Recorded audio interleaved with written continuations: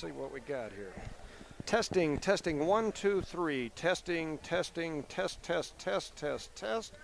Testing, 1, 2, 3. Up, down, all around. We're testing. Mike's getting ready to get going. What you got? Test, 1, 2, 3. We got a free throw. She hits and makes it in. Which brings the score to 43-40 in Eunice's favor. With 38 seconds left, and we won in the fourth quarter. I'll try to cover a little bit of this here as we get close to the end of this JV game. 38 seconds remaining. We are in the fourth quarter. Eunice is up by 3. I don't know half of the young ladies' names, but Eunice has the ball, and we're throwing up a 3 there when we're up by 3. Yeah, with 30 seconds left, Coach, we had to hold the ball, right? You got to run that clock a little bit. We shoot a running one-hander from outside the three-point line. It was close. It was close. So Dora will throw the ball in. They're headed back the other way. 25 seconds and counting here. With the chance to win the game. A chance or an opportunity? An opportunity, yeah. There's quite some collisions going on there, and Dora's going to throw it out of bounds, but the officials were feeling kind, and they'll give it back to the Couts. We're feeling this Christmas spirit, right? That's You're right, being generous. That's right. So there's a timeout now. They're going to take a timeout and talk about it. Once again, we're basically just doing a sound check here, a little sound check action, trying to make sure our microphones sound okay. When this game ends, we will get an opportunity to listen to what we've got going here and see if everything sounds okay. I'm hearing it, and it does sound pretty good. And these mics pick up everything.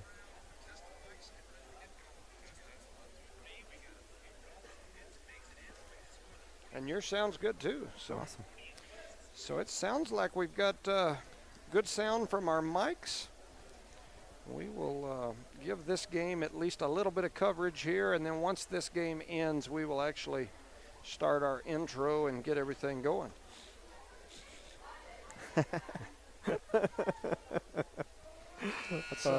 We use a virtual system for court, and it's funny because people don't realize how sensitive the system is, and you'd be surprised over the last year and a half, 2 years that we've been doing these, the things that you hear people talking about in the background. And I'm like, hey, you gotta quit it. You gotta be quiet. Incriminate yourself real quick. Man. Yep. Man. So this is our last game home, right? Before the Christmas break. 16 seconds on the clock. Dora's going to chunk it in. They throw it long. They come down with it, and then they float the pass up, and Eunice with the steal, and they're going to let it go. See what he called. Oh, he's going to call a foul. I honestly thought she double dribbled before the foul because it looked like she stopped with two hands and then kept going again, but I'm all for it here on our end. Does Hop still have the Christmas holiday tournament? Yeah, the holiday tournament. On the Christmas holiday tournament, yeah. Yeah, the holiday tournament is typically the week between Christmas and New Year's. And they've added the girls division of that tournament too, and so it's a big deal. Man, we're still throwing up threes. Just hold the ball. No, are we winning or losing? Yeah, we're winning by 3, but we're shooting threes like we're trailing by 3. So the Lady Cardinals hold on to win 43-40 here in the girls JV game, and I got the camera pointed at the wrong end of the court, so everybody at home missed that, and I apologize. Our cameraman is not here again. Mr. Charlie is gone. So unfortunately, for those of you at home, you're probably going to have to deal with me. I'm going to try to zoom this sucker kind of back, so you probably won't get as good a close-up as what you typically get. But anyway, we will get started here shortly. Both teams are clearing. They're clearing the scoreboard. And I think we're about ready to begin. I concur. It's my work. I concur. It's word of the day. All right. So let me see what kind of time they're going to put on the clock here. And once they do that, we will get started with our intro. I hate to get started too early because then before the game starts, we'll be sitting around staring at each other. That's funny you say that because normally we're rushing to get everything set up on football games, remember? Yep. Trying to get everything situated. And I feel like we've got more comfortable with the board and how we need things, and we're starting to actually, you know, one of the things that I hear all the time is we're not a professional broadcast group. We're more just a couple of old boys talking about basketball or football. And that is true, very, very true, and I will be the first to say that. I agree with you on that one. The first, because I've been doing this now a year and a half, And the first year I was completely lost. The beginning of this year I was still trying to get it. Now I've kind of figured out the board and the controls, and I better knock on wood or it'll all go crazy, but we've kind of figured this thing out. It's not near as difficult. I just show up and do what you tell me. I'll say, yes, Your Honor. Yes. Yeah, I don't know about that. But yeah, it's so they're going to put 15 minutes on the clock. Let's see if they're going to, if they start this thing, then we'll probably take off, huh? Yeah, probably. It's I don't know what music. that was. No, Is that what that was? Is that or Tina Turner back there in the back? What's love got to do? Got to do with it. I like the one. You don't need another hero. Talking about old people. Today's Betty White's birthday. Oh, for real? Yeah, she's 100 years old, I believe. Wow. Old Betty. Yeah, she's been around. Betty was one of the Golden Girls too, right? Yeah. She was the dumb one, I guess you can say. The dumb one. There you go. I don't know what word to use. So here comes the Lady Cardinals out onto the court. They will begin their warm-up. And they are getting ready to go. So I think we're going to go ahead and get fired up here. We'll get started, and then as we get closer to game time, we may have to pause. But right now, we'll go ahead and get up and running. Good evening, ladies and gentlemen, and welcome to Knollmark Broadcasting's coverage of Eunice Lady Cardinal basketball here from Joe Langston Gymnasium in Eunice, New Mexico. This is the legendary Joe Langston Gymnasium, named after the longtime Eunice coach that won multiple state basketball championships here. A remembrance of days gone by when we had, constant representation in like the state Final Four and better. And that name, Joe Langston, will carry over to what Rosendo has deemed the Taj Mahal, the new gymnasium that has been designed, and Rosendo and I both sat on that committee, so we are pumped about that and looking forward to it. Very excited about that. I'm Jimmy Jones, alongside my partner today, Rosendo Caballero. How you doing? Charlie is not with us today. He was doing some things over helping his family, so he'll not be with us. We will miss his camera operating services for sure. I can tell you that I am not a cameraman, and as you just saw at the end of that JV game, if you were watching, I may turn the camera the wrong direction and forget it's over there. Tonight, the 5-3 Eunice Lady Cardinals face off against southeastern New Mexico foe Dora. The Dora Lady Cowts come into this game with a record of 6-2 and are currently ranked in the top 10 in the Class 1A division. Eunice is currently sitting just outside that top 10 at number 12. Eunice enters this game on a bit of a roller coaster season. It has been quite the roller coaster ride. We have had some good wins, and we've had some blowout losses in several games.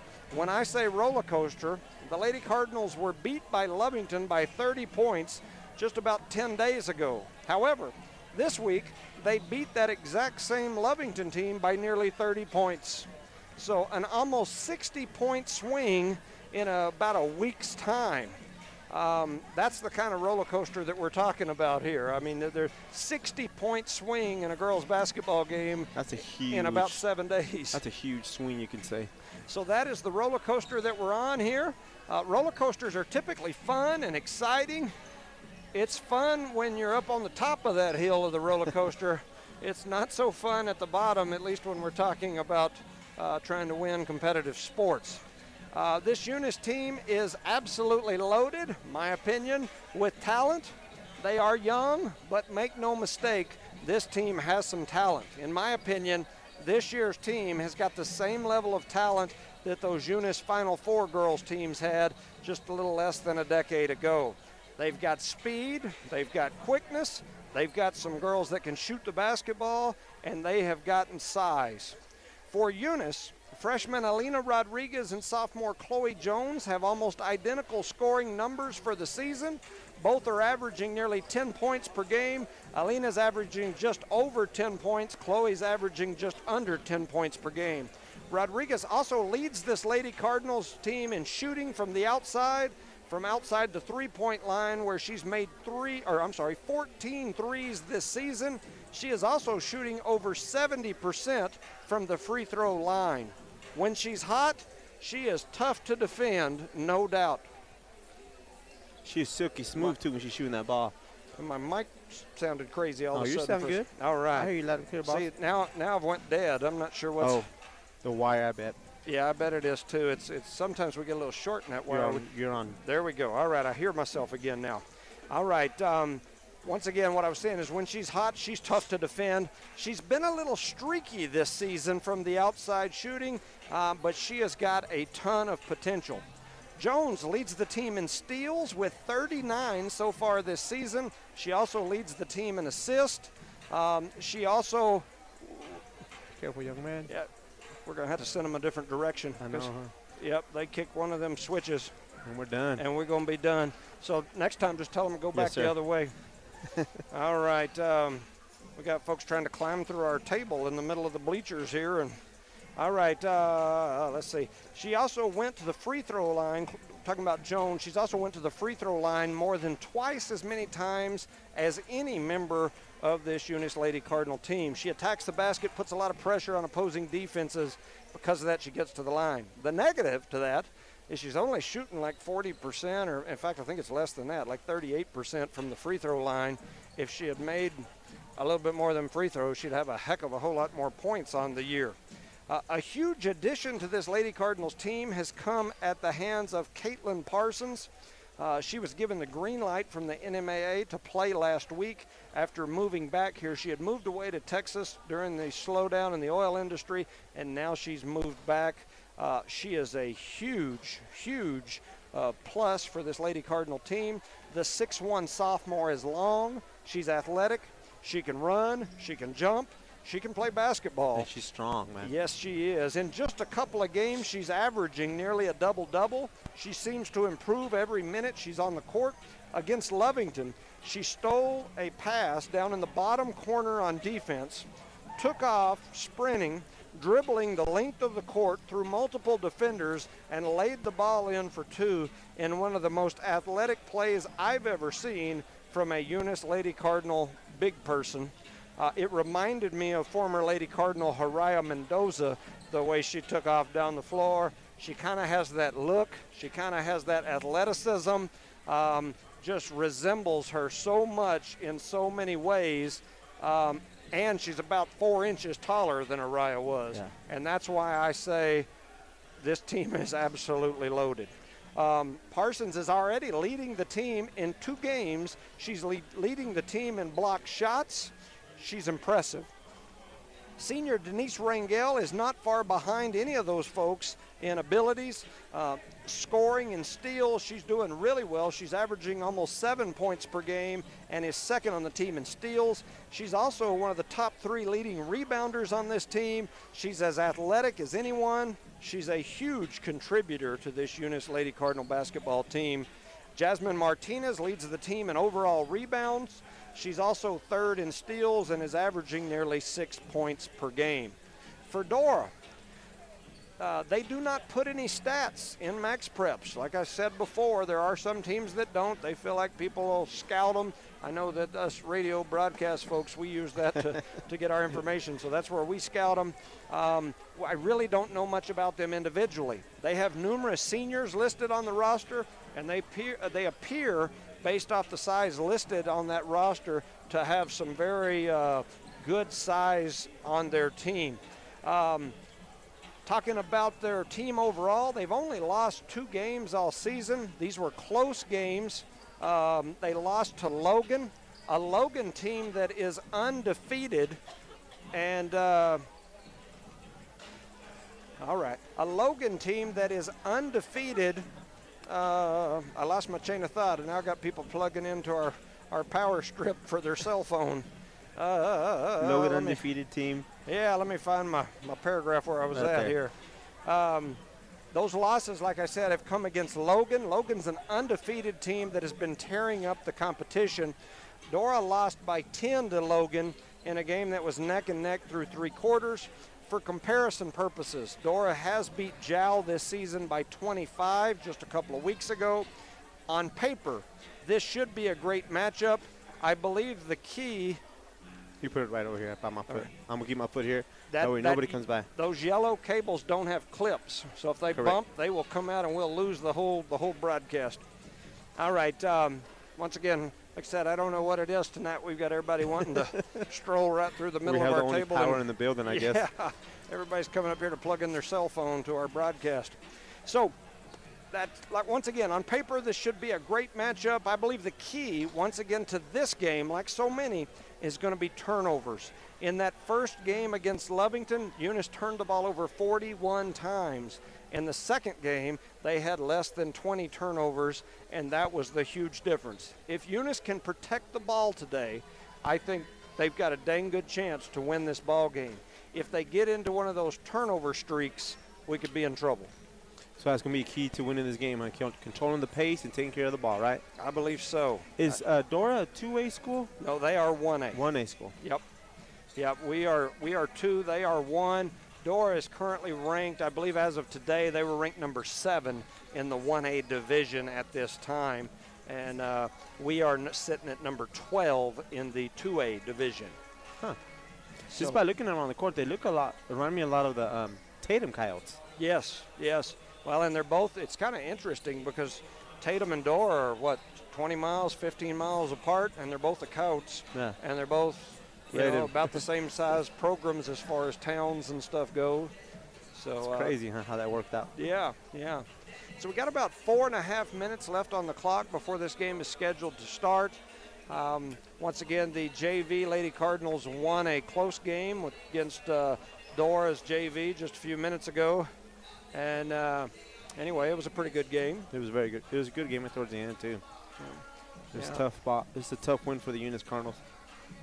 So we'll see how we do here today. Like I said, it's one of those games where if we can just take care of the basketball, I think we've got every opportunity to win this ball game. I didn't get to make the game against Levington, and you say they took care of the ball that game pretty good, huh? A lot better. Now, the one thing that I will say that's just something to think about on Lovington's side, Lovington came out in their pressure. The last time we played them, they turned us over a whole bunch, and we struggled to handle that pressure. Lovington came out in their pressure this last game, and Eunice got a couple of breaks through that pressure and scored a couple of buckets, and they instantly pulled the pressure off. They didn't put it back on until the last few minutes of the ball game, and I think that was a huge difference in that ball game because they didn't have any pressure on us, and without pressure, we're pretty good. Pressure. Yeah, and so we will see what happens here today. And like I said, I've said since the first tournament that we played in, I think the key to this Lady Cardinal team is going to be being able to handle pressure. And if we can handle pressure, and we've got the kids to do it, we've just got to make those adjustments from the kids and from the staff. We've got to make those adjustments to be able to handle that pressure. And as long as we do that, this group can play with just about anybody. And the best way to handle the pressure is how? Scoring points, correct? Yeah, I mean, ultimately, you've got to do one of two things. You've either got to beat that pressure and go score points and make them get out of the pressure. Correct. Or you've got to slow everything down, which not everybody likes that type of basketball. Slow everything down and really focus on just half-court set and bring the ball down the floor real slow and not get into that kind of crazy scattered game. Because the Eunice team is built, this varsity team is built that way because they're set up to play half-court or press as well.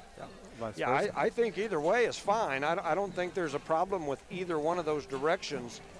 You just got to figure out which one of those you're going to go with and take care of the ball. And take care of that dang basketball. Sounds like we've been saying that the whole time since football. Take care of the ball. Yep. Take care of the ball. Yeah, we said it the whole football season. And, if you look at like that state championship game, we took care of the ball and we took care of business. And to me, that is so important in all sports, whether it be, especially football and basketball. You've got to take care of the ball. And, we talked about it off the air earlier. When you have turnovers, it's not you're going to have turnovers in a game. LeBron James turns the ball over. Michael Jordan turned the ball over. You're going to have turnovers. It's a matter of the quality of turnovers that you get. Something that I used to always tell my kids is if you're out here at half court playing catch back and forth from one corner to the other and their team steps in and gets a steal right there, they've got a wide open, uncontested layup, the easiest shot typically in basketball. You can't have those kind of turnovers that lead to run out, wide open, easy points. If you're going to have turnovers, I'd rather you just throw it straight out of bounds. At least then you have an opportunity to set your defense up. And, you know, those turnovers sometimes can be overlooked, and it's not a big deal sometimes. But those turnovers that lead to run-out layups at the other end will absolutely kill you. Well, we're about to kick off here, Coach. Yeah, so we're down under 50 seconds on the clock, getting really close to start. Want to make sure we shout out to some sponsors. Parker Energy Services, Brett and Penny Parker, they're sitting right up here by us. Devon Energy, Eunice Pump and Supply, Becky Nogelmeyer, Brandon Matthews and crew. Eunice Health Clinic, Leanne Reeves, Brian, Nikki, Elma, Aaron, Yadi, and all the gang. Eunice Public Schools, Cardinal Hardware, Ashley Davis, Chris Myers, Miss Ortega and the staff, the City of Eunice, Zia Auto Shop, the Whitmire family, and Redbird Gas and Bart Parker. Thank you guys for making this happen. I wasn't sure if they were going to do the national anthem or any of that kind of stuff or not. I believe or not. So it's down to 10 seconds and ticking. Quick rundown on our roster. Denise Rangel, Chloe Jones, Alonda Marine, Didi Zamora, Isabella Garrett, McKenna McBee, Alina Rodriguez, Jasmine Martinez, Aubrey Haller, Ashley Castillo, Caitlin Parsons, and Kiki Parker. The Eunice Cardinals are coached by Gary Frazier and assistant Vanessa McBee. Coaching staff for Dora is going to be head coach, it says here, Clay Ferguson, and assistant coach Annie Yasso. And here we go. So both teams are ready. Looks like we're getting ready to jump it off. They look relaxed out there, don't they? Yeah, they sure do. I hope that's a good thing. So hard to tell sometimes. So here we go. I'm going to try to run the camera and And Eunice wins a tip on that one. Yeah, Chloe Jones comes away with it after the Parsons tip. And Rodriguez shot a good 3 hits the board, but no, the ball's on the floor, and it's a jump ball. Jump ball on that first shot by Rodriguez. And it's red ball. Tatum's going to get the ball back. All right. So 7:49 remaining here in the first quarter. I'll try to do. I'll help you as much as possible. All right. I'm already on the wrong side of the floor messing with the phone. Sorry about that. That was kind of my fault. That's all right. So Dora comes down. They're going to bring it over the top of the key. Try to kick it inside the free throw line. They try to punch it in. Bella Garrett with a nice takeaway, but then she turns and throws it right to the red jersey. But she stepped out of bounds right before that, so that was a blessing in disguise, right? Saved us, yeah. She made a great defensive play and then grabbed it and threw it right to the red team, and then she looked at her jersey like, we're in white today, not red. She was like, oh. So Dora brings it around to the right side. They're looking to work the post. They automatically go inside, and that looked like a walk to me, but no call. And then Bella ran right by the rebound. And Eunice, oh. So, and we're going to, Parsons steps on the line there. After she kind of bobbled the rebound, then we just go and grab the ball and be confident grabbing it.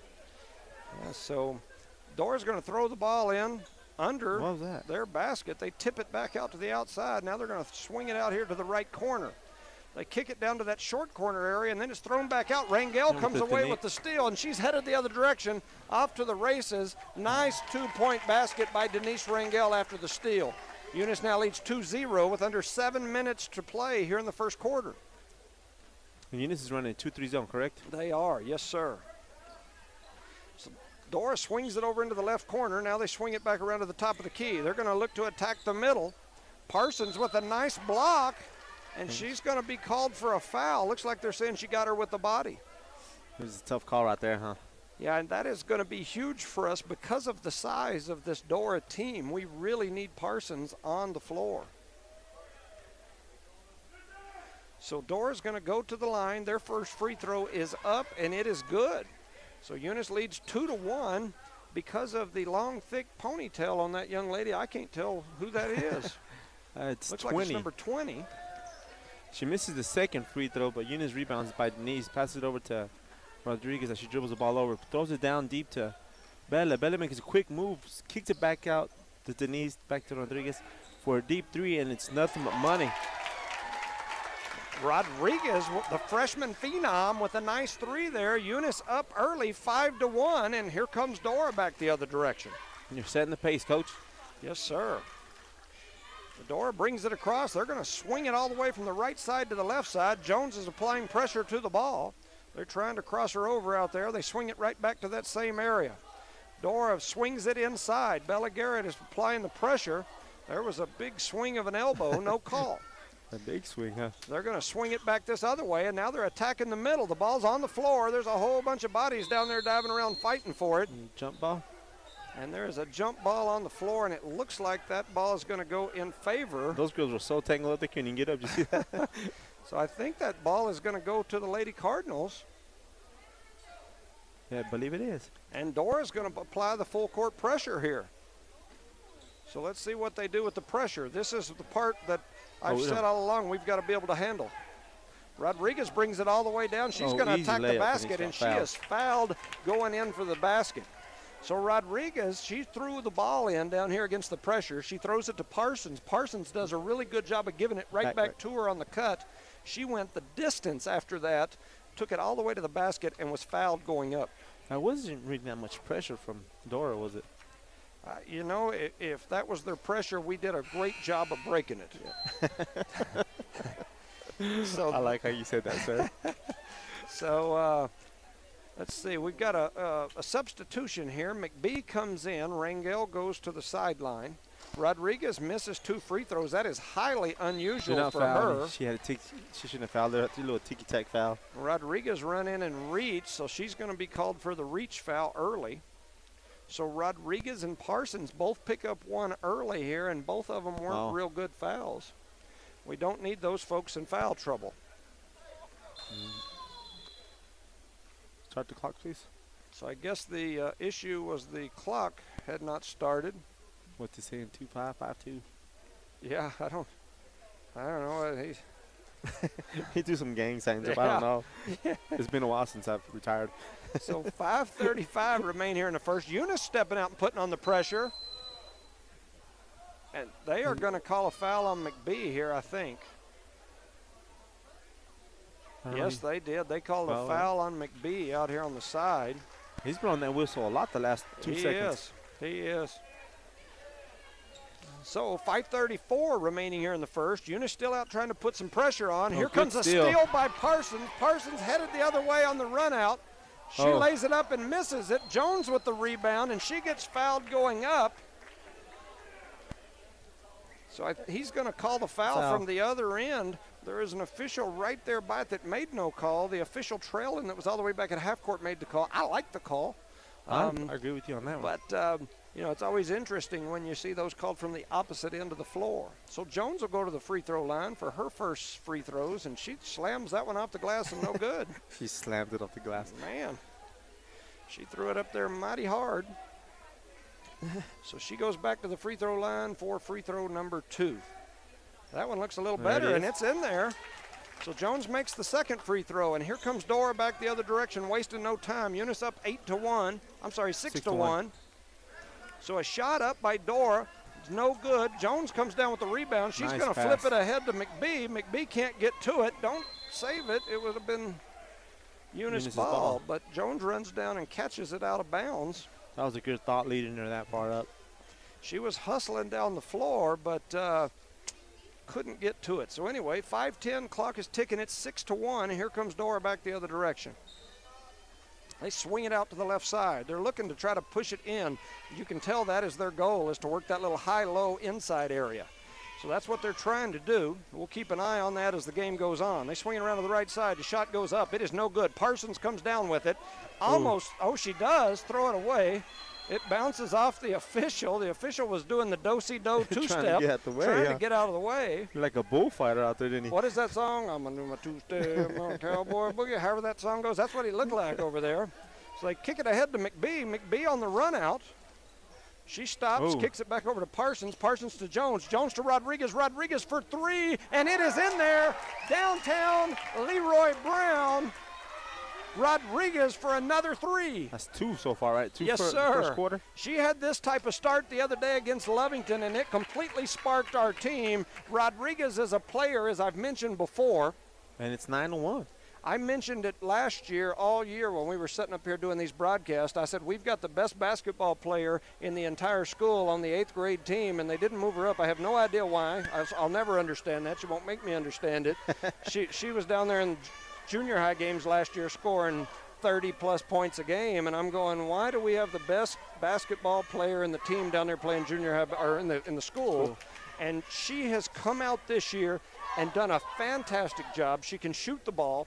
It's an adjustment when you come from junior high to high school. It's a lot more physical, it's faster pace, but I'm really, really proud of that young lady. She's done a good job. She's doing real well tonight, man. And what I like about it, she can handle that ball so easily, come to the press, breaking it, and she has good vision. Yeah. She has very good vision. I like that as well, man. She's a good round ball player, man. So both teams are coming out of the timeout here. Marty did a good job, huh? He has done a really good job. 9-1.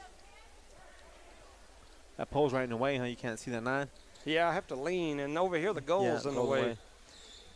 So Dora will get ready to inbounds this play. They're going to inbound it going from our left to right down in front of us.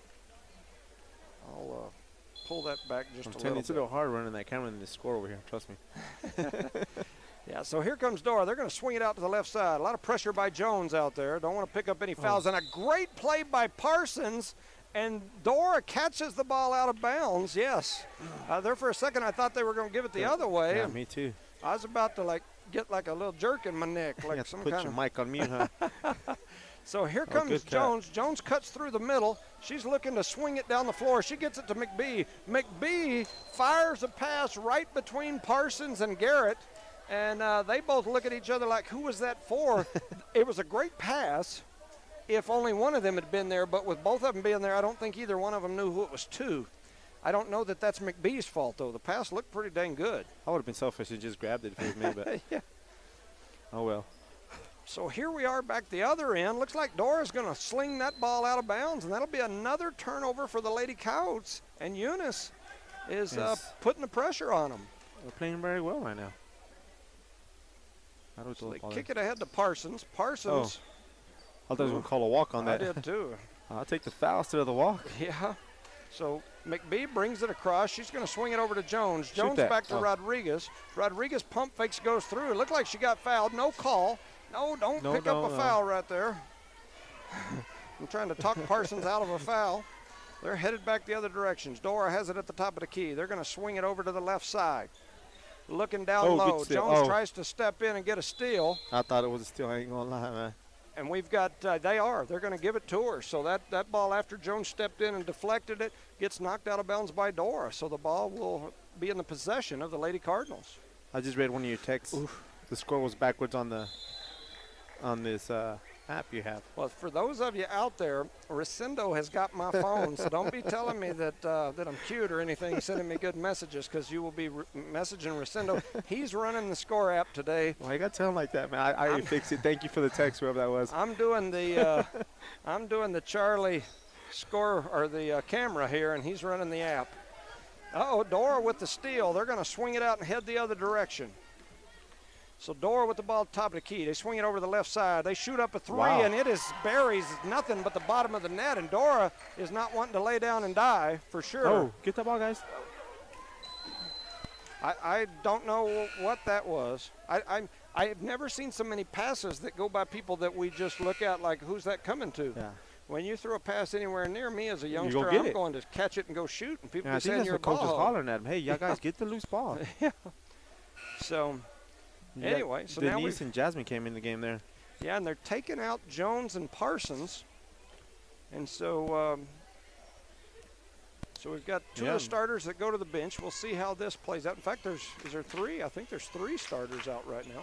There's only one starter in the game, which was and there goes 2 more points for Dora. So Dora climbing back into this ball game real quick. It's 9-6.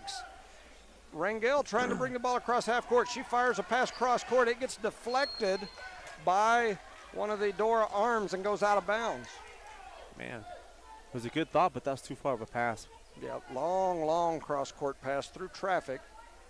So Eunice is going to have the ball way down here in the corner. It's a hard place to throw the ball in. Give it back to her. Back to her. There she goes.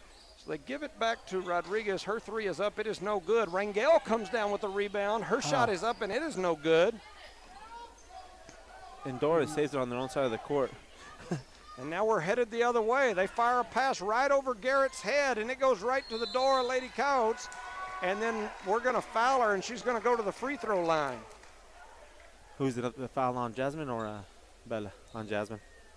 I think it was Jasmine. If it pops up on our screen, I'll know. But from the angle I'm at, it's hard to see. Yes, sir. Yeah, 23.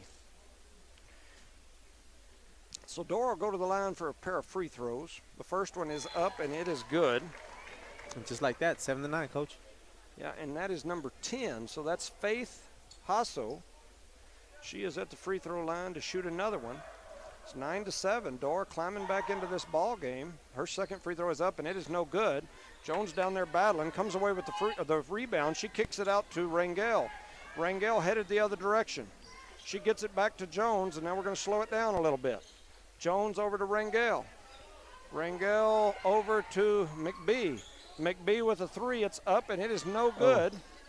Jones tries for the rebound, can't get to it. Bella. Our team's going to run right by the freaking ball. Loose ball, and then Chloe came up with it. Yeah.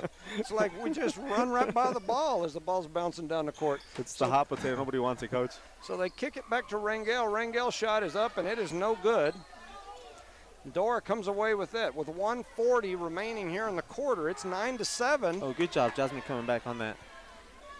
The ball goes all the way over into the corner. Which we can't see. It's going to be out on McKenna McBee down in the corner, and that ball's going to be turned over to Dora. I'm sorry, it's not turned over. It remains with Dora.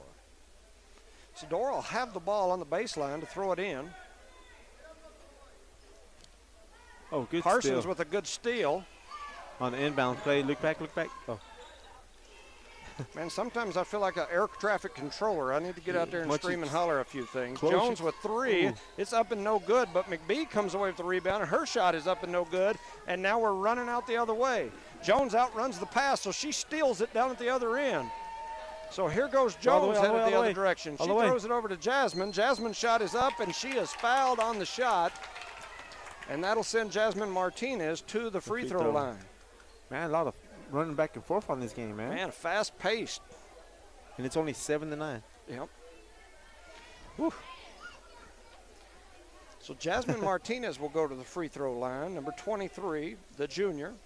I think she's a junior. She may be a senior. She's a junior, sir. Junior, okay. So Martinez's first shot is up, and it is good.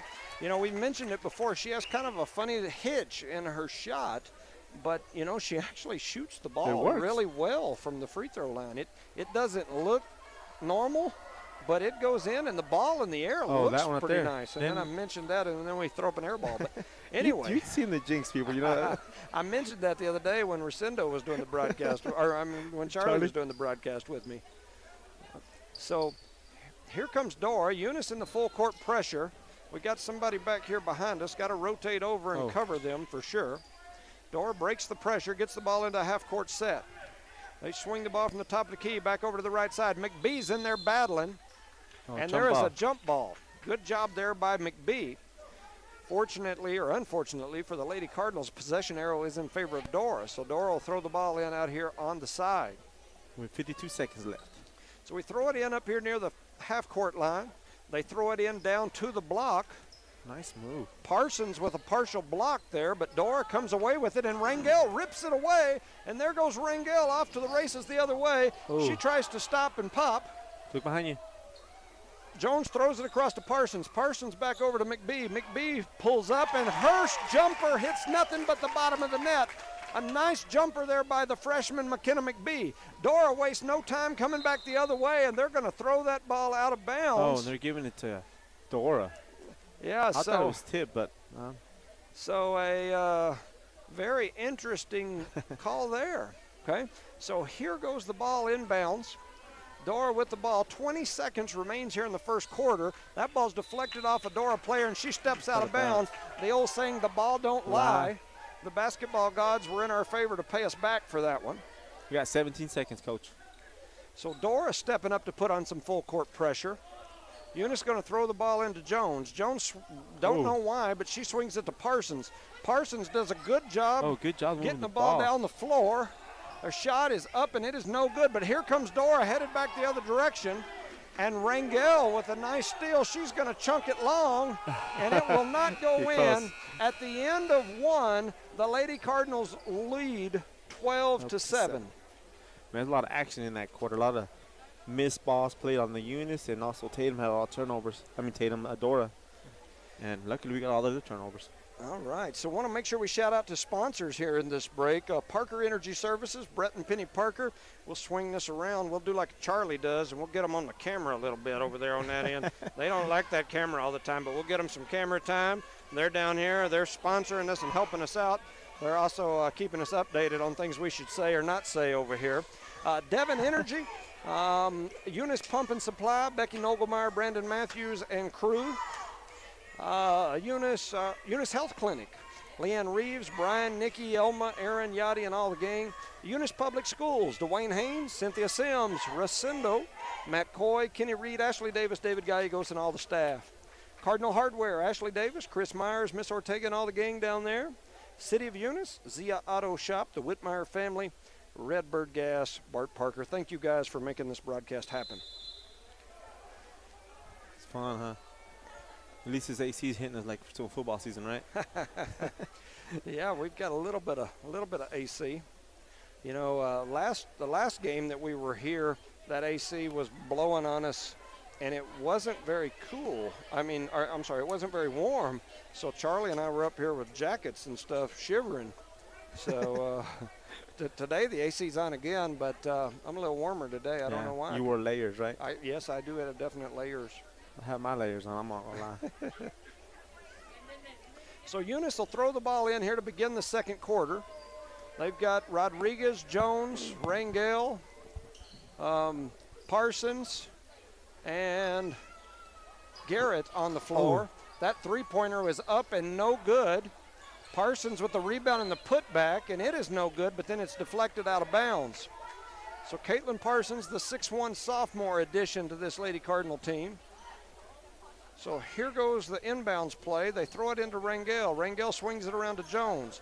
Jones is going to go back to Rangel. Rangel to Rodriguez. Rodriguez is going to try to throw it up in the middle, and Rodriguez is wide open. She needs to shoot that ball out there. They're double teaming the post, trying to not let her get it in. And she needs to shoot that shot. She's already knocked down two of them. It's going to make a big difference. She keeps making it, too. Yep. We've got some youngsters that are standing in front of the camera, and I think that's part of my Chloe got a steal and you missed it. Yeah, I was trying to get the cameras focused. And she took it all the way down and made a sweet layup, man. Let me see if I can get some people to adjust. Hey, Mom. Tatum has the ball. Dora has the ball, brings it back down, top of the key. It looks like they're playing a zone, 2-3 zone on him. And Dora lost control of the ball and went out of bounds, so now it's Eunice's ball. All right. Is the score right, 7-4? Yes. Yep, 7-14. My group, just so you know, is sitting right in front of the camera. My wife and my mom and my kiddos, and they're all standing up, so every time I'd swing the camera back that direction, all I would get is a close-up of their heads. Parsons with a shot from the paint is no good. We got a good close-up there of our quarterback of our football team, and now we got a good close-up of my mom. So everybody wants to stand up in front of the camera today. They're trying to get the highlight before the holidays are over. Huh? And Dora chunks up a shot that goes in, and now it's 14-9. Looks like the offense woke up on both sides of the. Yes. But Eunice is doing a good job playing a good half-court basketball here. They kick it over to Rodriguez out on the right side. She wants to pull that trigger on. And I want her to. Swing it back to her and let her shoot it. Timeout by Coach. We got a 30-second timeout by the Eunice Cardinals. I'm like, man, tell her to shoot it. I mean, she's doing good when she shoots. Yeah. If that makes sense. So. Well, I think she's 2 of 2 from the three-point line. I don't think she's missed one. I think a couple of other ones have, but she hasn't missed a shot. She hasn't missed a shot. And now we're hesitating out there like she's looking in, trying to force it into the post. And I'm tempted to mute my mic and say, let it fly. You just give me the the sign and I'll mute it, man. I'll mute it. That's what I'm here for. I'll pick it up. Yeah. It's 14-9. Make sure to shout out to sponsors again. Parker Energy Services, Devon Energy, Eunice Pump and Supply, Eunice Health Clinic, Eunice Public Schools, Cardinal Hardware, the City of Eunice, Zia Auto Shop, and Redbird Gas. Thank you guys for making the broadcast happen. 6:17 remaining here in the first half. Eunice is going to have the ball right at the half-court line. We are going to be going from our right to left. And we are getting ready to get started. We're a popular group up here tonight. I'm telling you, man. We typically don't hardly have anybody sitting up here At with us, all. but tonight everybody's wanting to snuggle. You want to get to see their face on the camera right before the holidays. Look like we have a bloody nose or something going on with Dora, and so they're escorting one of their young ladies off the court. So they put somebody else out on her. Here comes Jones down the court. She flips it over to Rodriguez. Rodriguez back to Jones. Back to Rodriguez. Back to Jones. Jones dribbles to the right side. She throws up a shot. It's deflected out of bounds. She was hit from back. Yeah, well, the shot was blocked. They blocked her shot. And it went out of bounds. But it gave us the ball. Okay, well, I think he just pointed no. Red ball now? Yeah, I don't get that one either. Well, score's 9-14, so we're doing all right. Yeah. Doing all right. Those points at the end of a game, like Make our boys the other day, can make a huge difference. What? So they're going to say she stepped out of bounds. Did they move that line in or something? Because they keep stepping out of bounds on this side. I'm going to go back to my ball don't lie. The basketball god said, you know, that other one down there should have been ours while ago. Should have been yours. Yeah, so they throw it ahead. Jones to Rangel. Back to Jones. Over to Rodriguez. Let it fly. And Ooh, she buries it. I've been trying to tell you to let her shoot it, and she buries another one. It's 17-9. She's 3 of 3 from the three-point line. So far tonight, right? So far tonight. Here goes another 3 from Dora, and Rodriguez stands in the way and does not let them grab the rebound. That's good blocking out. That's the best blocking out I've seen all night. So here comes Jones bringing the ball down the floor. She's about to cross half court. She crosses him over. She's going to swing it back over to Rangel. Rangel back to Jones, back to Rodriguez. Hit it again. Here goes another 3. And that one's going to rattle in again. And I like it. Let her keep shooting it. That's 4 of 4 from the three-point line. She's going to open it up, Coach. I'm telling you, as long as they're going to let her keep shooting it, I'd keep shooting it. They're going to have to make me stop that. I guarantee you. That's nice. 20-9, Eunice in the lead. 4:53 remains here in the first half. A foul there on Bella Garrett. That's her first. So Dora's going to throw it in out here to the right corner. They're going to screen that backside and try to shoot the 3. Now they throw it down low. They swing it back across. Parsons with the run out, close out. But that, my mic started going crazy again, but that one was, it is in there. So it's now 20-11. Every now and then my mic starts jumping around going crazy. There's a pass out to Rodriguez for 3 again. That one doesn't go. That's her first miss of the game. I'll keep her on this side of the court. Yeah, she made 2 over there earlier. I'm good with her shooting wherever she wants to shoot it. If she can, sorry for laughing, Coach. If she can even just shoot 50% or 40%, I'm good with that. There's another foul on Garrett.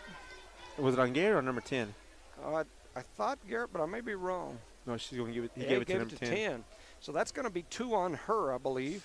I'll give her a break for now, man.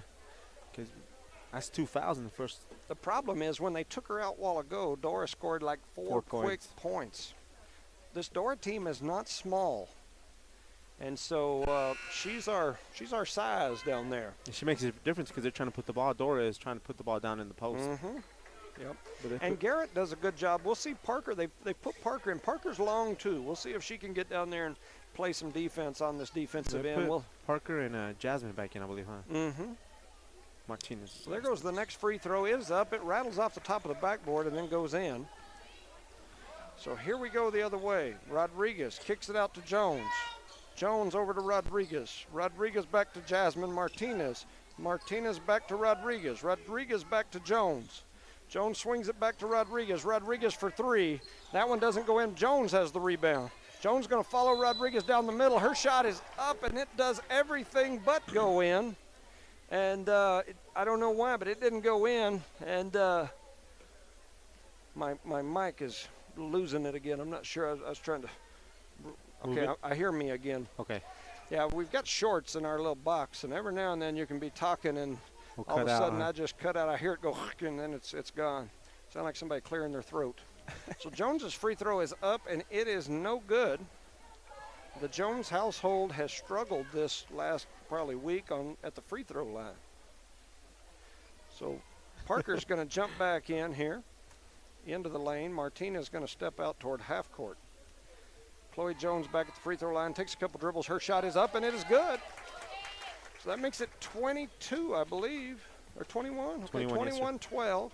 Hard to see from my angle. Dora brings it across. They swing it down here to the corner, looking around the top. Kick it back into the corner. Now they're going to throw defense. it in. Rodriguez with the steal. Rodriguez running out, headed the other direction. She's going to pull it up just across half court. She kicks it over to Jones. Jones looking inside, trying to figure out somebody to get it to. She gets it over to Martinez. Martinez back to Jones. They kick it over to Rodriguez. Rodriguez floats it into Parker. Parker's turnaround jumper is good. And Kiki Parker knocks down a nice jumper from the midline. They're making it look easy, aren't they? They're moving that ball real good. Nice crisp passes. It's now 23-12. Eunice in the lead. 3 minutes remaining here in the first half. I am impressed. Dora throws up a shot. It's no good. Jasmine Martinez comes down with the rebound. She was thinking about chunking it long and then changed her mind. They kick it over to Jones. Jones shoots up a three. It is no good. Don't foul right there. Oh, jump ball. That was a quick whistle. That was a very quick whistle on that one. I was afraid he might call a foul on her, and we don't need her to get another one here in this first half. That girl fell by herself, and she put the ball right in her hands. Well, I'll grab it, I guess.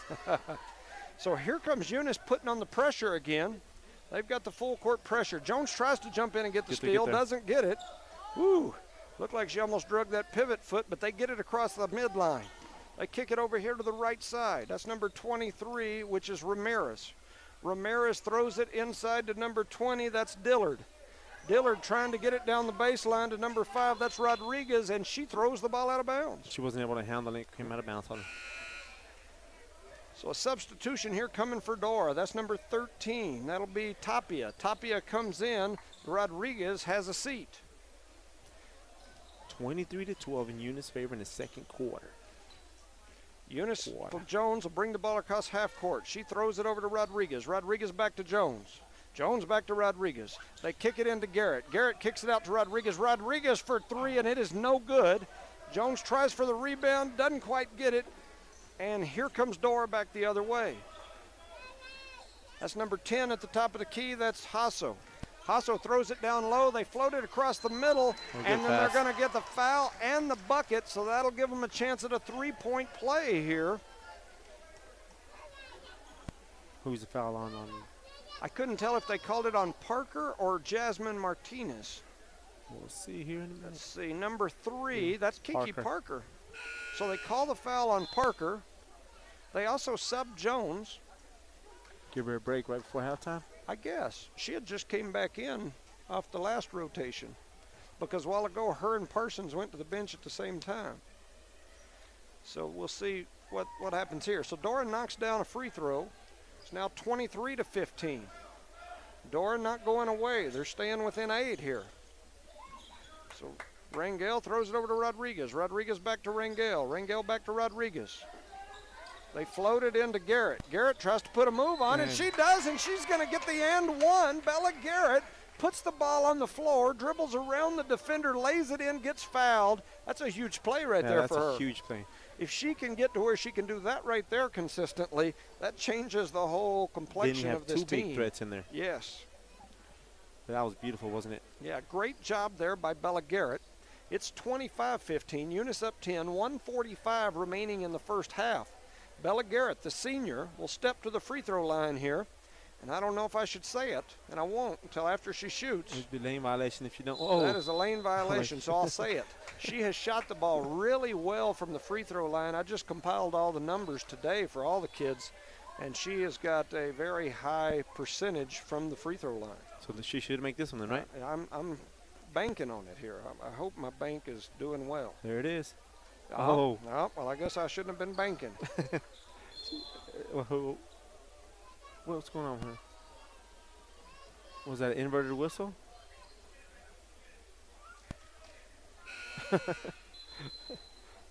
Oh, they didn't let the subs in. That's what it was. But it don't matter. It's a missed free throw. Oh, So I think that was just a oops on the official's part, and we'll play on. reminds me of a football game. Yeah. We'll oops on that one, and we'll play on. Yeah, let's redo it, huh? Hey, I'm actually okay with oopses. I mean, we'll fix it. We'll make it right. 1:30 remaining here in the first half. They fire the ball down low, and we're gonna foul and give up another chance at some free throws here. We're just out of position on that zone right there. 1:29 remaining here in the second quarter. We've got both of our starting posts over on the side. Dora misses the first free throw. That's number 32, I believe, Caitlin Burnett. I was watching the game for a second. It timed out on me. Yeah, it does that for sure. So Burnett's second free throw is up, and it is no good. All right. Ashley comes away with that rebound down low. She kicks it ahead to, that's Jones again. Yes, so Jones is back in the game. Jones gets that one. She kicks it over to Rodriguez. Rodriguez looking for somewhere to go with it. She dribbles down to that left side, does a little stop and go, and then has her shot blocked by number 20. That's Dillard. Blocked, dude. She grabbed her hand. Did she? Look from here. Yeah, I definitely Because she does not shoot that bad. Yeah, it looked to me like either a block or a foul. I couldn't tell for sure which. They throw it into Jones up near the top of the key. Jones dribbles around back up to the top. She swings it back over to Rangel. Rangel back over to Jones. I like Jones this back patience. to Rangel. Rangel dribbles in, and then she throws it right to the red team. And it's a jump ball. 2 Eunice girls had it, huh? Yeah, 2 Eunice girls and a hand of a Dora girl. A hand. So Eunice is going to have the ball on the baseline, throwing it in. They're going to swing it into Ashley. Ashley kicks it out to Rangel. Rangel to Jones. Jones dribble drives, pulls up, kicks it over to Rangel. Rangel's shot is up and slams off the backboard.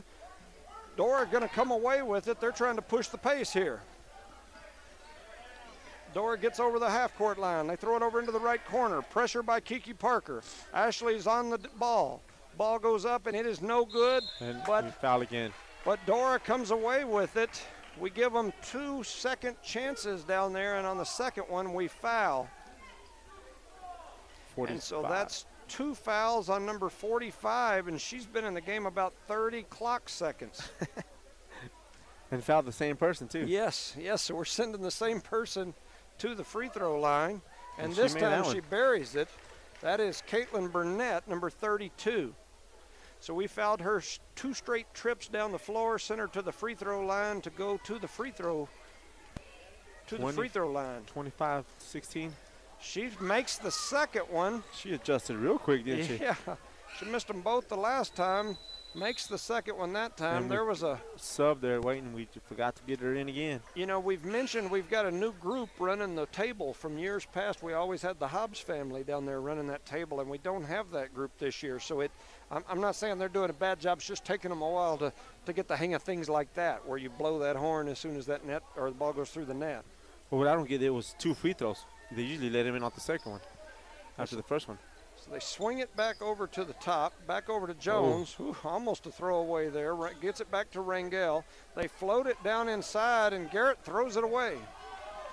Jones comes from behind, comes up with the steal for a minute, but they knock it back out of her hands, but that's good because it goes out of bounds, and it'll be Eunice ball with 10 seconds. 10 seconds remaining here, and I hope they know how much time is left. They kick it over to McBee. McBee drives middle. They kick it back to Jones. Jones over to Rangel. Rangel loses the ball. What in the world? And what in the world was that? Last shot of the half. We throw a granny shot, backwards. 3-point. Her hair sweet. That's pretty cool. I mean, 25-17. At the end of the first half, Eunice in the lead. Want to make sure we shout out to some sponsors: Parker Energy Services, Devon Energy, Eunice Pump and Supply, Eunice Health Clinic, Eunice Public Schools, Cardinal Hardware, the City of Eunice, the Auto Shop, and Red Bird Gas. the big difference there, we took care of the ball, we scored, and we scored, and we scored. Only worry in my brain is as good as we played, because for the most part we played pretty good, we're only up 8 points. And that's old Jimmy. Yeah. Well, and in our last game, we were up 20-something at halftime, and at the end of the game, we won by 20-something. So we're going to have to, we're doing a good job. We just got to keep doing a good job. We can't come down, score a couple times, and then 4 or 5 trips up and down the floor, throw it away, or make those silly mistakes. We need to be consistent with the players that are in the game. Yeah. That's the best way to put it, because we can be consistent with the starting 5. We might be able to take 1 or 2 out, and then we're not consistent from that point.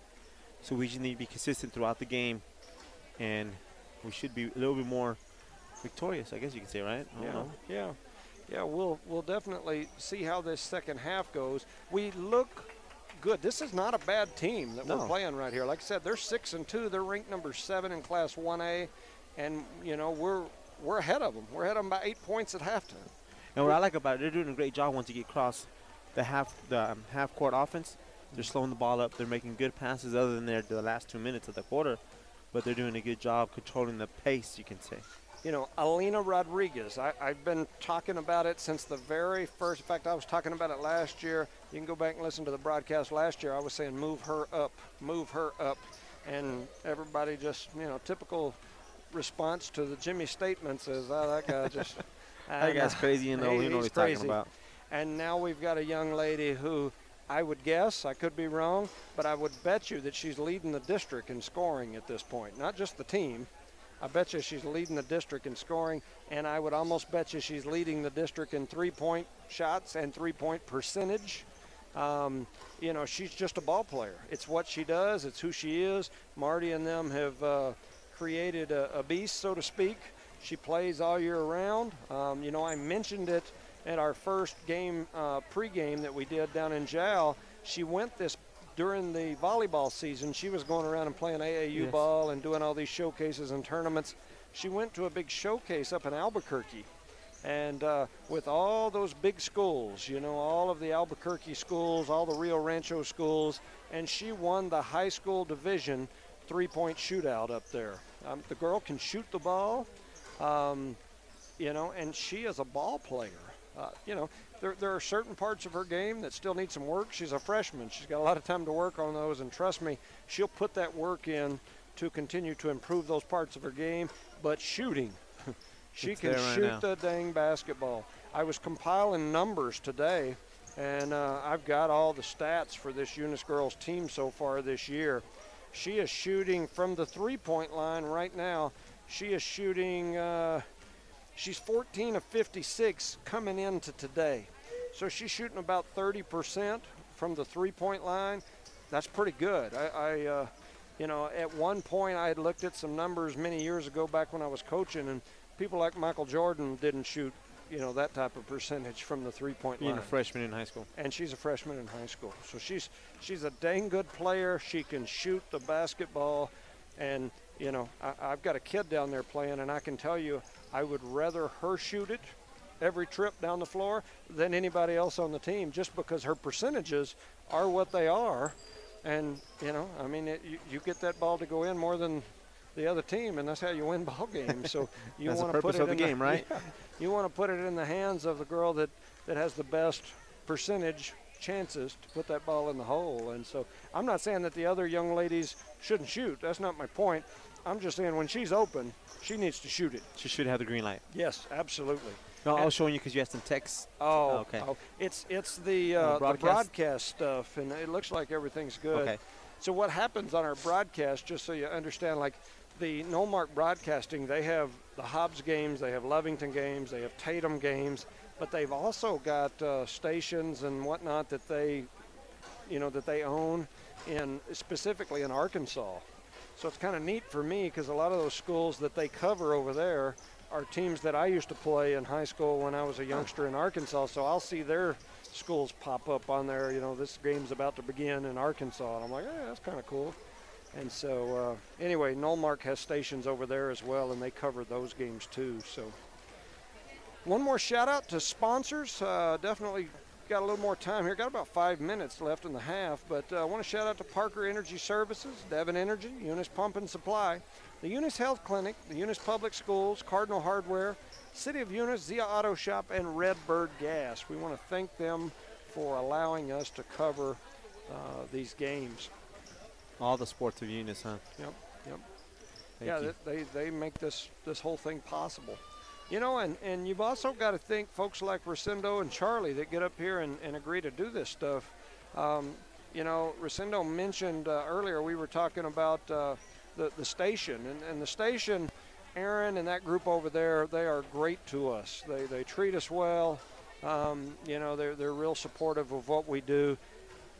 But I can tell you the main reason why they're so supportive, not only that we're dependable and we show up and we do, I think, a decent job, we also get a lot of listeners. But then probably the most important thing is you don't get rich doing this. And for those of you out there listening, we definitely don't make much money doing this, hauling in this heavy equipment and toting it up the stairs and hauling, you know, extension cords up and down the bleachers to hook this stuff up. And going through hostile crowds sometimes to do yes. it. Sometimes we're sitting in the other team's bleachers and you get hollered at and whatnot. People aren't real happy with you.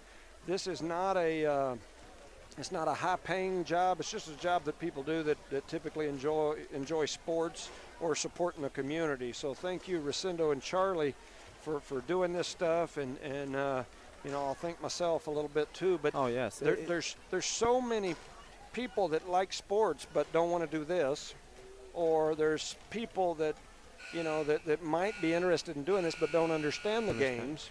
And the other side of it too is that you do it for the citizens of Eunice who can't come to the games. Yes. The grandparents, the aunts that are working out of town, they get the opportunity to see their nephews or their grandkids out there playing, and that's part of the reason I do it too, because they get to enjoy what, first of all, the facilities that we have for the students and the abilities that these kids have that can display to other towns. You know, I've got friends and family back in Arkansas that I went to school with and whatnot, and they're constantly sending me a message saying, hey, listen to the broadcast tonight, watched your kid play, pretty cool. That's neat to me. You know, I have people in the community come up and say, hey, my cousin or my aunt or my grandparents that live in Florida or whatever, they watch the games and they appreciate you guys.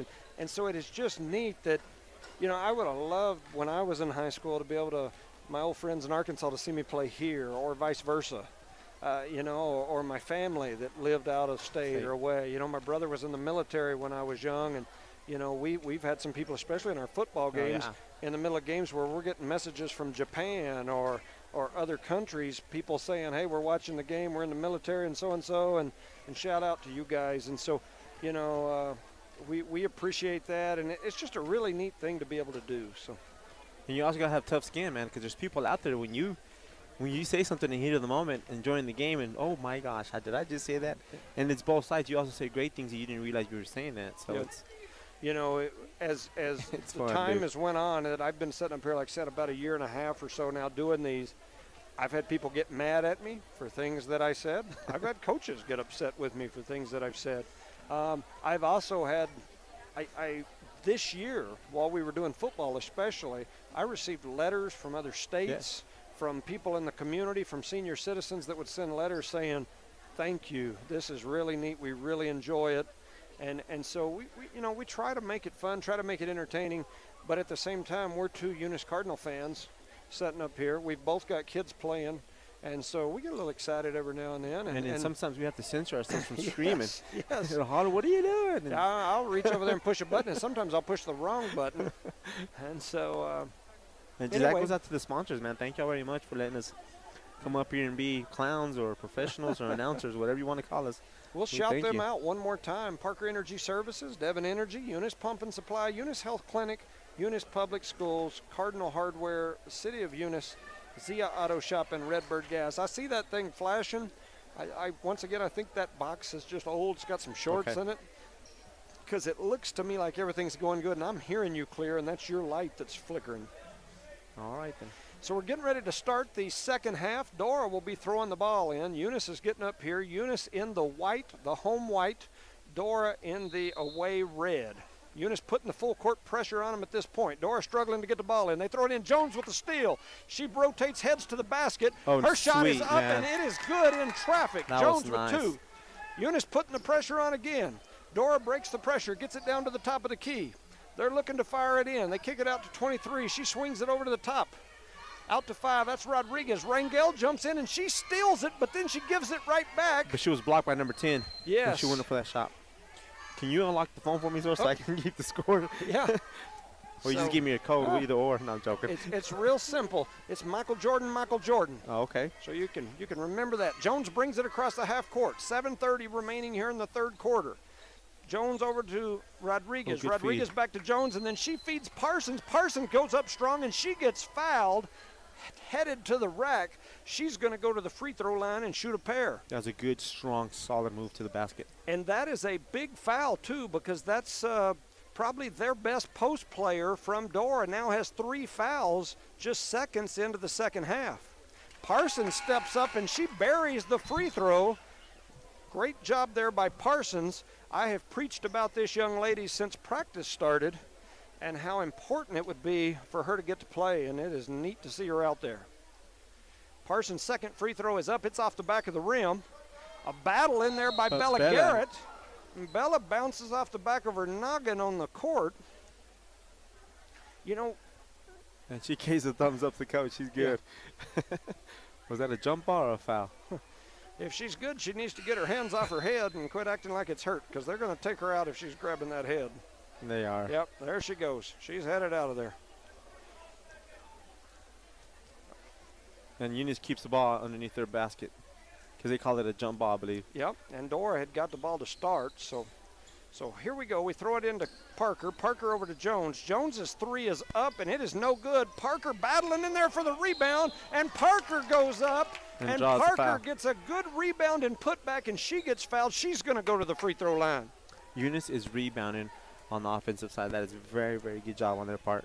Well, that rebound and putback was brought to you by Parker Energy Services. Parker Energy Services will deliver for you just like Kiki's delivering out there on the court. So Kiki Parker steps to the free throw line. Her free throw is up, and it is off the back of the rim. Eunice up 28-17. They're up by 11. Parker will get one more. Parker heads back to the free throw line. They throw her the ball. She flips it around, shoots it up, and it bounces off the back of the rim. And, and Rodriguez ties them up. I thought it was going to be a foul. Now, it was a jump ball. She got in there and tied them up again. Now it's Tatum's ball. Yep, so Dora will get the ball on the baseline. They kind of look like Tatum, and they're coyotes, and they're red and white, and they're from up that area. So they're trying to put a little pressure on here. They do pressure. They get the ball in. Parker chasing from behind. They throw it down low. Parsons with a nice deflection. The shot goes up, and it's no good. They kick it. She comes down with the rebound. She kicks it ahead to Rodriguez. Rodriguez looking down the court. She kicks it to Parsons. Parsons out to Parker. Parker's shot is up, and it is nothing but the net. Was that a 3 or 2? Parker, they called it a 2, it looks like.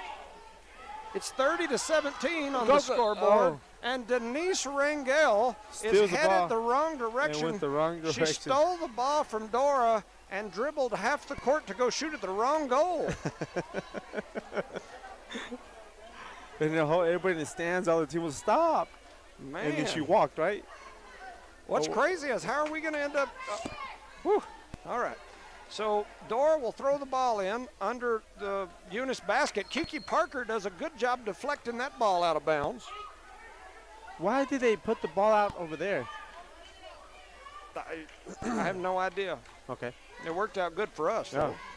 So here we go. They're trying to get it in. They Step get up. it in over the top. Oh, good steal. Parsons with a good steal. She throws it into Rangel. Rangel loses it. Now they throw it down the floor. They've got a run-out layup here. Jones and somebody did a flyby. That was Rodriguez. Jones and Rodriguez flew by. It's 30-19, 6:30 remaining here in the third quarter. So they kick it to Rangel. Rangel back to Jones. Back to Rangel. Rangel flips it inside to Parsons. Parsons' shot is up, and it is no good. Oh, was that a foul ball behind or out of bounds? And it went out of bounds off of Rodriguez. So Eunice hustling into the press position here. A lot of pressure up front. They try to throw it in. They do. Parsons deflects it. They kick it ahead to Jones. Jones' shot is up, and it is no good. Parsons' shot is up, and it is no good, and she gets fouled. On Chloe's shot, she had to adjust, boss. So Jones, Parsons, and Parker, a three-man press team up at the top doing real good work. And it is now 30-19 in favor of Eunice. Who called timeout, Eunice? Timeout red, they said, I believe. Okay. That's a good job on Eunice coming back there and pressing up front. Putting these taller people right on the ball trying to get inbounds makes a big difference. Yeah, and Parsons is so long and so athletic. She gets her hand on a lot of balls, deflects those balls and whatnot, and just really creates problems. Other than deflecting them, she grabs them. Yes. She deflected to herself, which is pretty cool. Yeah. Yeah, she is definitely a ball player. And talking about ball players, didn't your son get a Player of the Year? The defensive defensive player of the year, the district football player of the year. Yeah, I've seen that. Ovi did really good. Got like I said, the defensive player of the year was, and I think the offensive player of the year was Roger Carrion from Jow, and he's over in Dallas this weekend playing in that All-American National All-Star game at Jerry World over there at Dallas Cowboy Stadium. Representing Southeast New Mexico, huh? Yep. Pretty cool. Congratulations to all those young men that got All-State or All-District or all those really neat awards. Pretty neat thing. Yes. Team, so yeah, I'm proud of him. Absolutely. He was an All-State defensive back, right? Yes, sir. All right, so they're going to throw the ball in. Now there's another whistle. He's shooting free throws. Yeah, Parsons was shooting free throws, and they're going to hand the ball to Dora and let Dora throw the ball in. Yeah, we got people in the stands. Yeah.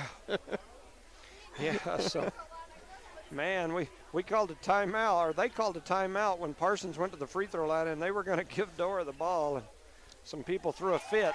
Parsons steps up. I'm telling you, Parsons, to me, just has all the looks of a 4-inch taller Araya Mendoza from back in the day. She just looks like her down there. That next shot is up, and it goes straight in. And it is in there. 32-19, Eunice favor. Yes, so here comes the pressure again from the Lady Cards. They swing it across. Jones trailing down the backside, and Rodriguez does an excellent job. And I didn't get it on the camera because I was doing other things. The free throws kill me because I take my hand off the camera, the little arm, and then I forget to grab a hold of it. We need to get a body cam put on our forehead. Probably the best way to do it. Yeah, wherever our head's at, the camera goes. So they get it in. Jones almost has a steal. Then they fire it in down low. That looked like a walk to me. Dora swings it back out to the left side. Pressure by Jones. She's looking to dribble somewhere. They swing it back over to the other side of the elbow, and there's a jumper, and it does not go. Parsons does a great job hustling out there for it. They swing it back over to Rodriguez. Parsons doing a great job. They swing it long to Jones. Jones saves it from going out, kicks it back to Rodriguez. Rodriguez with the elbow jumper is no good. Rangel does a really good job of rebounding. She's still in there rebounding. And there's a jump ball? Yep, and that's going to be in favor of the Lady Cardinals. Good job on the Eunice Lady Cardinals shooting and rebounding if they don't make it. I like that. It's a very good job. So here goes a little spiral run thing that we do. They swing it out to the top to Parker. Parker to Jones. Jones dribbles up, takes that little elbow jumper. It's no good, but Rangel with a nice rebound, but her putback won't go. And then Parsons with the rebound. Dora comes away with it in the scramble. Now they're looking to press.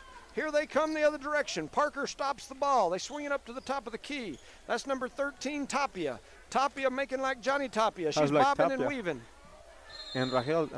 Rodriguez steps in, gets a hand on that pass that was intended for Asso. Also Rodriguez? Also Faith. Oh, also, I thought so. Faith Asso. So 5:12 remain here in the third. Dora has the ball on the side. They get it into Rodriguez at the top. She dribbles over the elbow. She's looking over to Johnny Tapia. Tapia throws it inside. Parsons with the steal. She kicks it ahead to Rodriguez, and now we're running the other direction. Rodriguez with it in her hand. She's going to kick it out to Jones. Jones tried to move before she caught it. She throws it back over to Rodriguez. Back to Jones. They kick it into Parsons. Parsons dumps it to Parker, and Parker finishes with 2 points on the assist from Parsons. I don't want you to move the ball around, man. Very good job on the Eunice ladies. Dora looking to force it the other direction. They get it down quick, and they score, and that's okay. You have to understand that when you're pressing, you're going to give up some layups. It's just going to happen. And that's the first one of this quarter. Yes, it is. If you get more layups than you give up, then you're doing the right thing on your pressure. Here goes McBee with a shot. It's no good, but Parker with a rebound and a putback, and Parker's going to go to the free throw line after the beautiful rebound and putback. Eunice Lady Cardinals are doing a good job on that press and rebounding over here on the offensive side. You know, when I was working in Hobbs, I've mentioned this before, but they used to always say, look, we're going to give up some wide open layups. We understand that.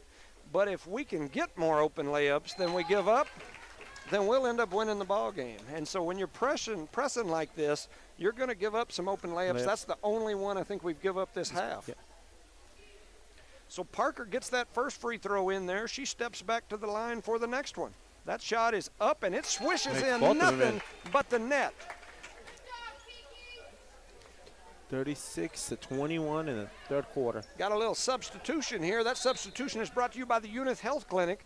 If you don't want to have to get substituted out at work, keep your health up there at the Eunice Health Clinic. And Jasmine almost got a steal on that inbound there. Jasmine Martinez deflects that ball out of bounds. Eunice still putting a lot of pressure on the basketball. They're trying to get it in. McKenna McBee guarding the basketball. It's over in the corner, and I think that's going to be a turnover to the Lady Cardinals. They're doing good, man. Yep. So Eunice will throw the ball in over here on the side. Rodriguez to McBee. McBee dribble drives, throws up a shot, and it is good. Nothing but net. Here comes the pressure. Martinez putting the pressure on. Dora breaks it, gets it across half court. That's Rodriguez for Dora. She kicks it over to number 10. That is Asso. Asso to Tapia, and Tapia travels. All that pressure the Eunice Cardinals are putting on the offensive team. On Dora. They can't handle it right now. So Rodriguez going to throw it in here to McBee. McBee's going to dribble it up slowly up the court. She kicks it to Rodriguez. Rodriguez throws it into Bella Garrett. Bella Garrett over to McBee. McBee's shot is up and no good. Rodriguez steals the rebound away, and then she kicks it into Garrett. Garrett back to Rodriguez. Rodriguez for three, and it is good. Rodriguez for another three. And then Dora steps in the bounds, or over the out-of-bounds line, and it's going to go back to Eunice. It's 41-21, Eunice in control. They get it into Garrett. Garrett back to Rodriguez. Give it back to her. McBee with a dribble drive. Her shot is deflected. Dora comes away with it. Dora looking for somebody. And we'll call that foul on Eunice, huh? They're going to call McKenna McBee with a blocking foul right there. I mean, that's the first foul of the quarter, right, on Eunice? Yep. I believe, let's see, yeah, I believe that's the first foul of the half. So Dora's going to try to throw this in. They get it into Rodriguez. Rodriguez dribble driving at the free throw line. And, man, there was a collision at half court. And they gave that foul on. I think they gave it to Martinez before she got plowed over by Parsons. I think she ran into Parsons, right? Maybe. It sounds good. Yeah, they gave it to 14. They called the foul on McBee. Okay. And then Parsons ran over. So it was a good deal. 3:20 remaining here in the third quarter. Dora's got the ball. They're trying to drive in and attack. Parsons with the rebound here of that shot. They kick it over to Rodriguez. Rodriguez looking to push it the other way. Rodriguez kicks it ahead to Bella. Garrett. Garrett's shot is up and it is no good. She loves passing it to Bella. Rebound. They throw it down the floor. Oh. She's going up for a big block. Rodriguez jumps up like she's ready to do a volleyball spike, and she's not even a volleyball player. You should zoom in on Daddy on that one. We'll see what Daddy thinks of that over there. He always sits on the opposing side over there. I can't even get the camera to get up there, but anyway, we'll get back down here to the action. They make that first free throw, Dora does. That's number 10, Faith Hasso. Faith Hasso. That's when you said a minute ago, Hasso, huh? Yeah, Hasso. 41-22, Eunice in the lead. Hasso back to the free throw line. Her second one is up and good. Huh? Yes. So Eunice kicks the ball into Alondra. Alondra in. She kicks it out to Rodriguez. Rodriguez back to Alondra. Alondra's shot is up and it is no good. And Bella rebound that ball. Garrett with a beautiful rebound and putback. Good job on Bella. So this pressure still coming from the Lady Cardinals. They kick it down the floor. Dora almost throws it away. Alondra comes up with it. She's going to throw it ahead to Garrett. Garrett trying to save it. I couldn't tell what happened over there. She disappeared out of sight. Where the line? You can't see the line on this side. Who's screaming at her from the? Oh, it's Mr. Frazier over there. Yeah, that's the coach. So they throw it in. Jasmine with a nice almost steal. She deflects it out of bounds, though. I like how they jump in right in the passing lane. You can't teach that, man. Eunice up 43-23, 2:25 remaining here in the third quarter. They get it ahead through the pressure. Rodriguez kicks it ahead to Tapia. Tapia with a nice bounce pass, and they finish with Burnett at the rim. Once again, you're going to give up some of those. So they kick it ahead to Jasmine. Jasmine tries to bounce pass in there. They throw it into Parsons. Parsons goes up and lays it in.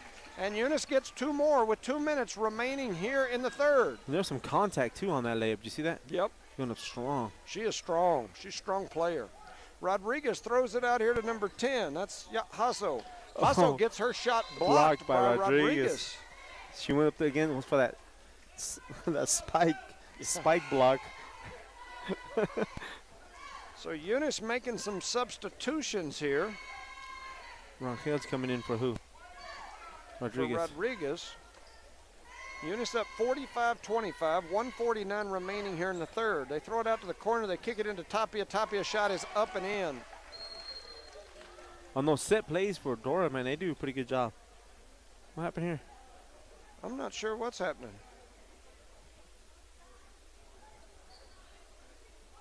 Somebody said what? Yeah, I can't hear what's happening. I guess after the ball went through the net, one of the young ladies from Dora slapped the ball down. Oh, it's called the delay a game, yeah. So anyway, they gave them a warning for delay a game. They're now going to kick the ball in. So here comes Alondra up the court. She dribbles over half court. Kick the ball in, huh? Kicks it over to Martinez. Martinez throws it away. Rangel battling for it, but she can't come down with it. They kick it to Rodriguez and one. And we were up 20-something a while ago. Now we're back to what, 14, 15? 15. So here comes Parker and Haller. Garrett will go to the bench, and Parsons will go to the bench. Now Jones is she's at the table. She's gonna go in for Martinez. We're going with the smaller, faster lineup. Yeah. But we'll start pressing full court now. Be my bet. Here goes the free throw from Rodriguez. It's up and no good. And Dora rebound. Comes away with the rebound. Parker almost had that one. Jones comes down with it. And she's down. Yep, and then we got bodies on the floor, and Dora's got the basketball. So here comes Dora trying to attack. That's number 10. That's also. She like dribble drives, attacks. They got a rebound and a putback on the other end. We need a rebound on that end right now. We haven't rebounded the last, 5 trips down there, boss. Yep. Just a little bit more boxing now, and we'll get some rebounds. So 45-29, 1:10 remains here in the third. So that first free throw is no good. Is that 20, Dillard? Correct. You know, when I was coaching, Dora had a really strong girls basketball team, and I think they had a Dillard back then. I'm sure that's not the same one, but I think they had one. Jones going to come away with that rebound. She swings it back over to Rangel. Rangel headed the other direction. Take care of the ball. Rangel trying to get there, and Rangel's going to throw it right to the red team. Rangel with another turnover. Here comes Rodriguez for Dora. She stops up near the top of the key, throws it. Jones almost has a steal. Tapia pushing it in. She gets it down low to the post. And they're going to score another one, and that is another and one. So a few seconds ago, we were up 21 points, and now we're up 14? 45-31.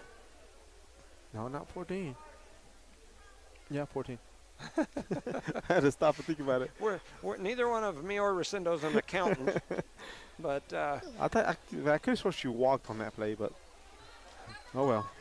So Dora comes down with the rebound again, so we've give up about 4 consecutive offensive rebounds. So Dora gets it into the post again. They're going to try to attack again. The shot goes up, and Dora comes down with it. They deflect it over to Jones. Jones on the run out. Alondra runs, and I don't know what she was doing. She just quit playing.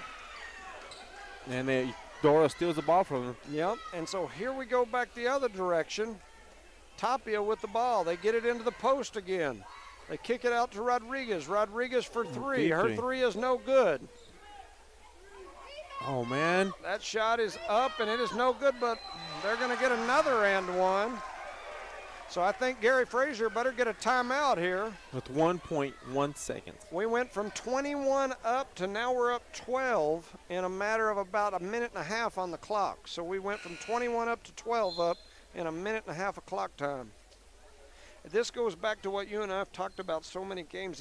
It's such a delicate battle when you start subbing mass subs like that. It's just a tough battle. You gotta work people in and let them play. But when you do that, it does mess with your chemistry A lot, especially if you take that core out of it too soon. Yeah, so that rebound is going to go back to Dora. So Dora's going to have another chance here. I thought Dora slapped that out of her hands. I thought so, and she thought so, but the official on that side didn't think so. Oh, So, and she got a block and straight her down. so Parsons with a huge block to end the quarter. So as we start the fourth quarter, we end the third quarter, Eunice went from 21 up to now they are 12 up, and we've got a ball game. We have a ball game because lack of our rebounding on the Dora's offensive end. Yep. So we just need to improve on our rebounding. But once again, that being said, we had a smaller team in at the time. So. Yep.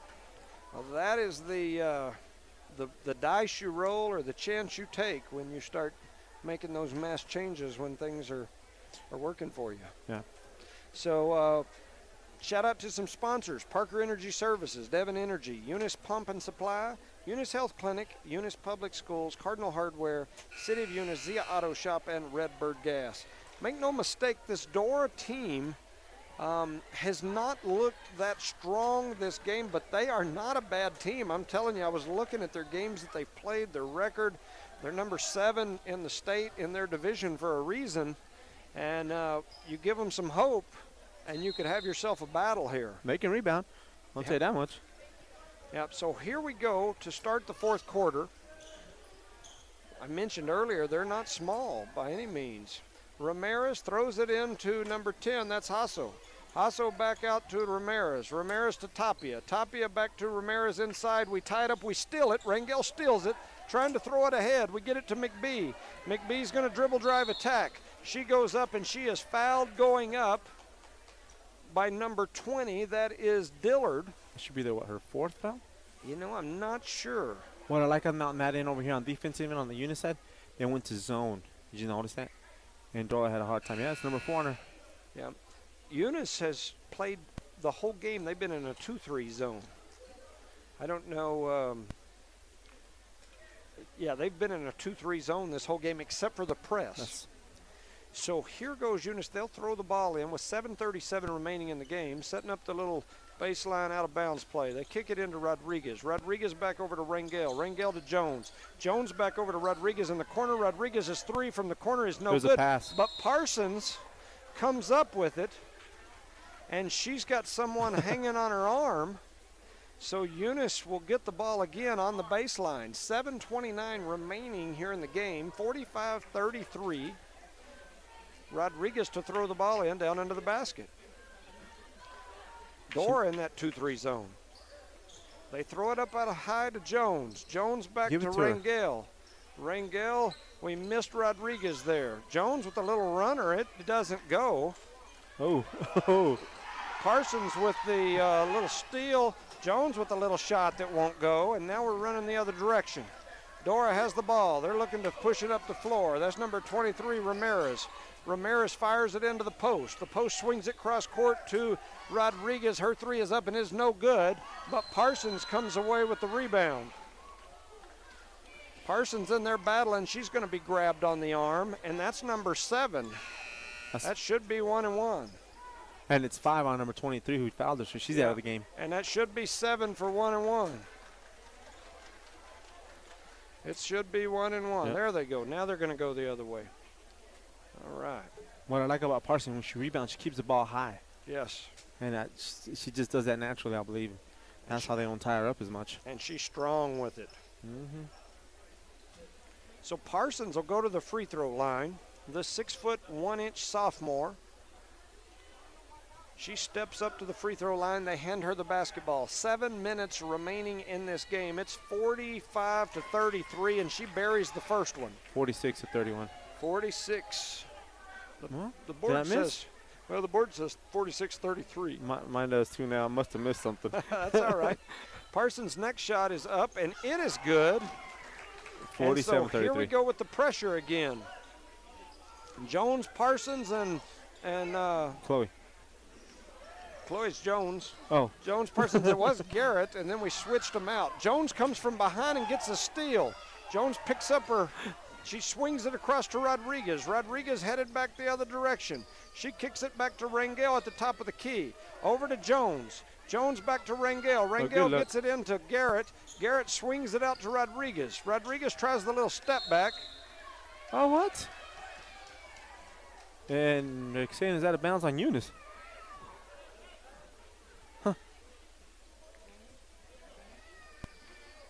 I'm not sure about that one. So anyway, Eunice after the ball was called out on Eunice, they're going to try to get it in. They get it in. Jones has a steal. Her shot is up, and it is good, and she hits the deck, but that's normal for her. So she gets the steal and the putback. And they're going to have a timeout over on the Dora sideline. They're not happy with the pressure this Eunice group is putting on them. I guarantee you this group that's in the game right now can put some pressure on the basketball. Yes. Strong, fast, accurate pressure, too. So we went from back to within, 10, 11, to now we've stretched it back out to 16. If my score is right, which is like there, so I'm just reading off of that. I can't believe I missed 2 points over. I must have been watching the game.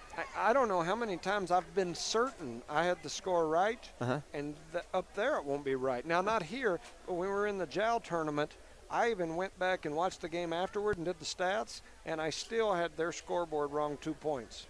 Because I remember saying, man, their score's not matching, and I was hollering over at the side saying, hey, the score I think's off. Nobody ever changed it. And then when I went home and watched the game and did my stats, my stats came up 2 points off of what the score said. So somebody on one team or the other had got 2 extra points and got, Two extra points and lost by 1, huh? Yeah, I mean, it's like, so you definitely have to pay attention to that stuff. We're missing you, Charlie, missing you. Yeah. So Dora will have the ball. They're going to throw the ball in. Eunice has got the full court pressure going again.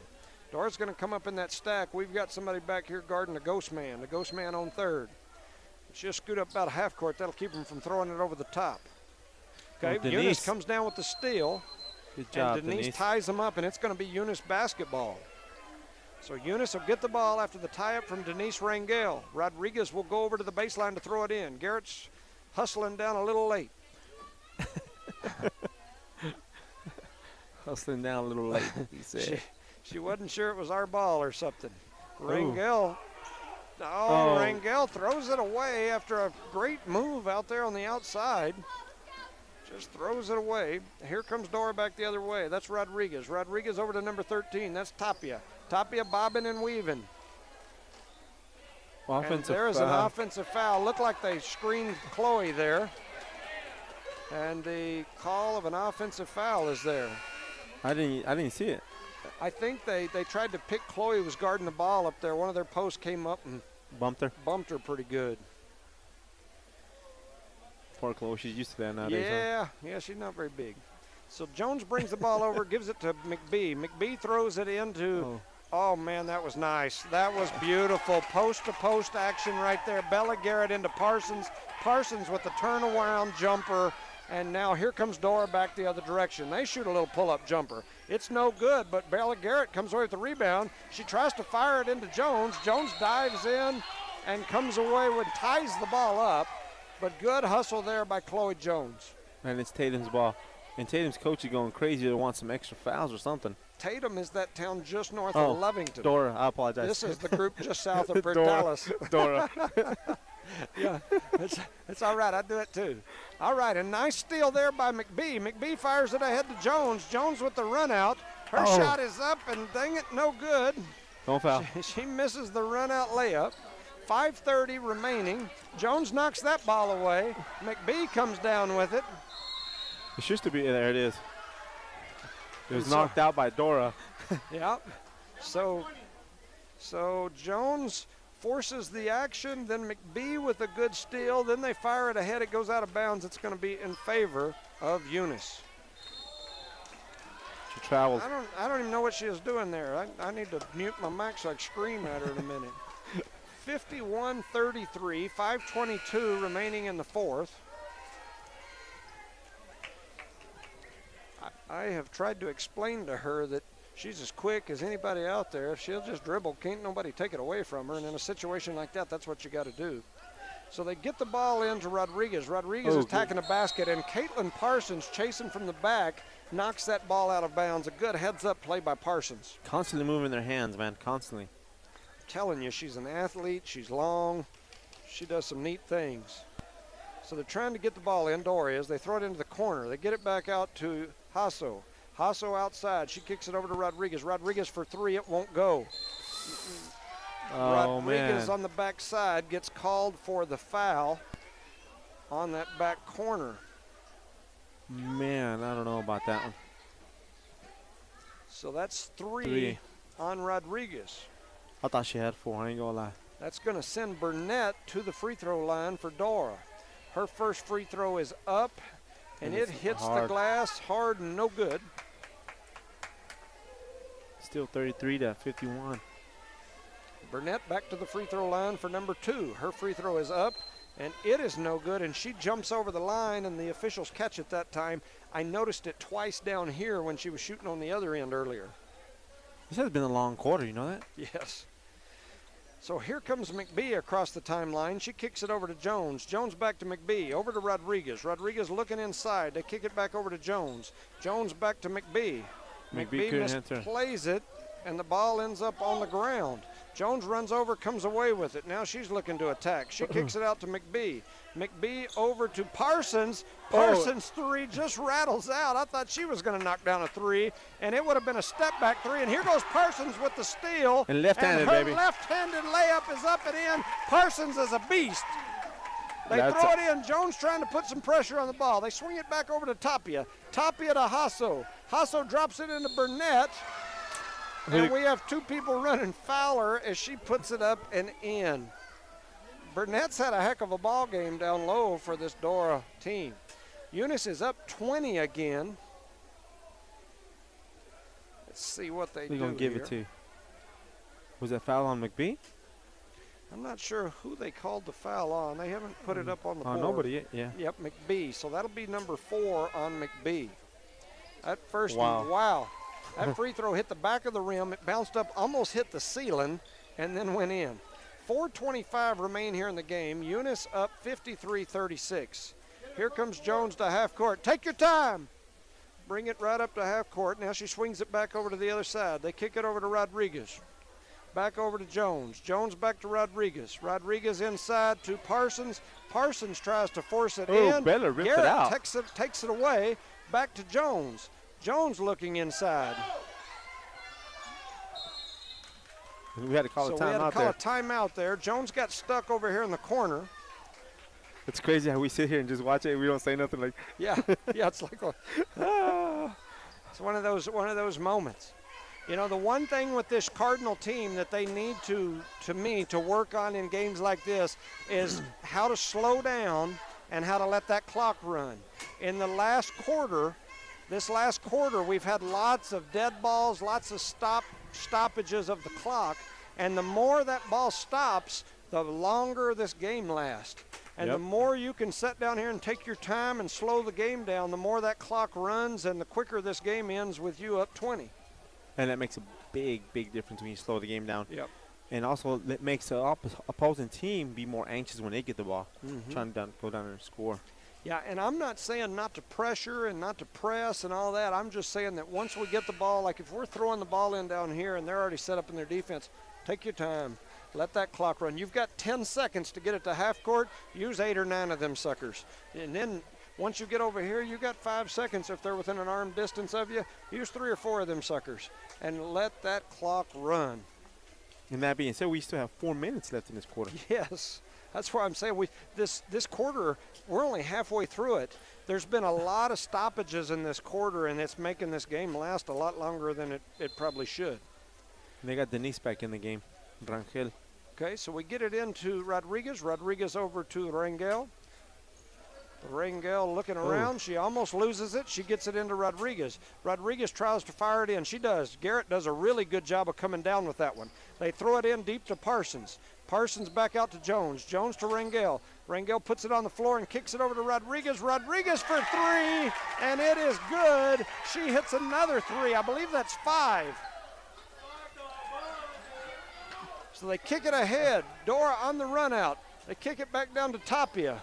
Garrett there with a good defensive play. Block, yes.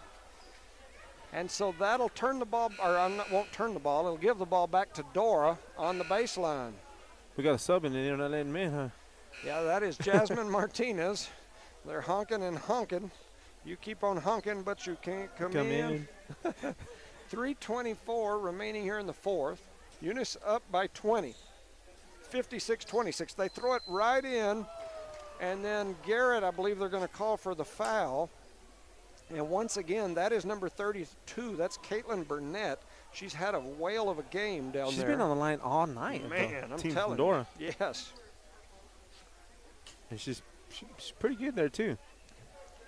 You know, another thing to think about as we start to improve as this season goes on is the way the Max Preps rankings work. When you beat a team by 20 and somebody else beats them by 20 points, what do they call it? Whatever, free ranking. And so something else we're going to have to learn how to do as we continue to improve, because this team's going to continue to improve, is we're going to have to learn how to keep our foot on the throat, so to speak, and finish those games by 20 or 25. When you let these teams continue to chip away at your lead late in the game, it can come back to hurt you at the end of the season. At the end of the season. And once again, we get a foul on Eunice on number 1. Yeah, that's Chloe. She picks up her first foul of the game on the rebound that Dora already had way out here. She's being a little over-aggressive, but that's her first foul of the night, oddly enough. Huh? Well, Rodriguez's free throw is up, and it is good. She has a good Dora stroke, Lady dude. Couts. She can shoot the ball, huh? 56-37. Back to 19. Rodriguez back to the free throw line. Her next one is up, and it is in there. So Rodriguez throws it in for the Lady Cardinals. She throws it into Jones. Jones back over to Rodriguez. Rodriguez back to Jones. Jones gets around Rodriguez. She heads in. She throws it to Martinez. And they're going to call a two hands. They call that the hot stove rule. And yeah, they put that rule in a couple years ago. And you can touch the stove, is the way they would explain it with the officials, but you can't hold your hand on the stove.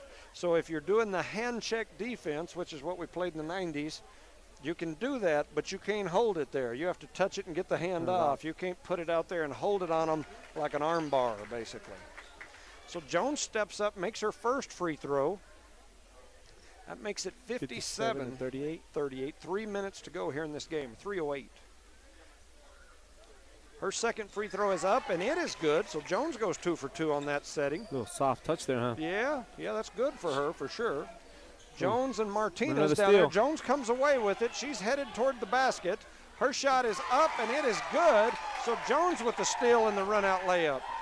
Here goes Dora headed back the other direction, trying to put some pressure on them. They throw it in low to Burnett. Burnett's shot is up, and it is no good, but she gets the rebound, takes it away from Bella Garrett, and puts it back in for 2.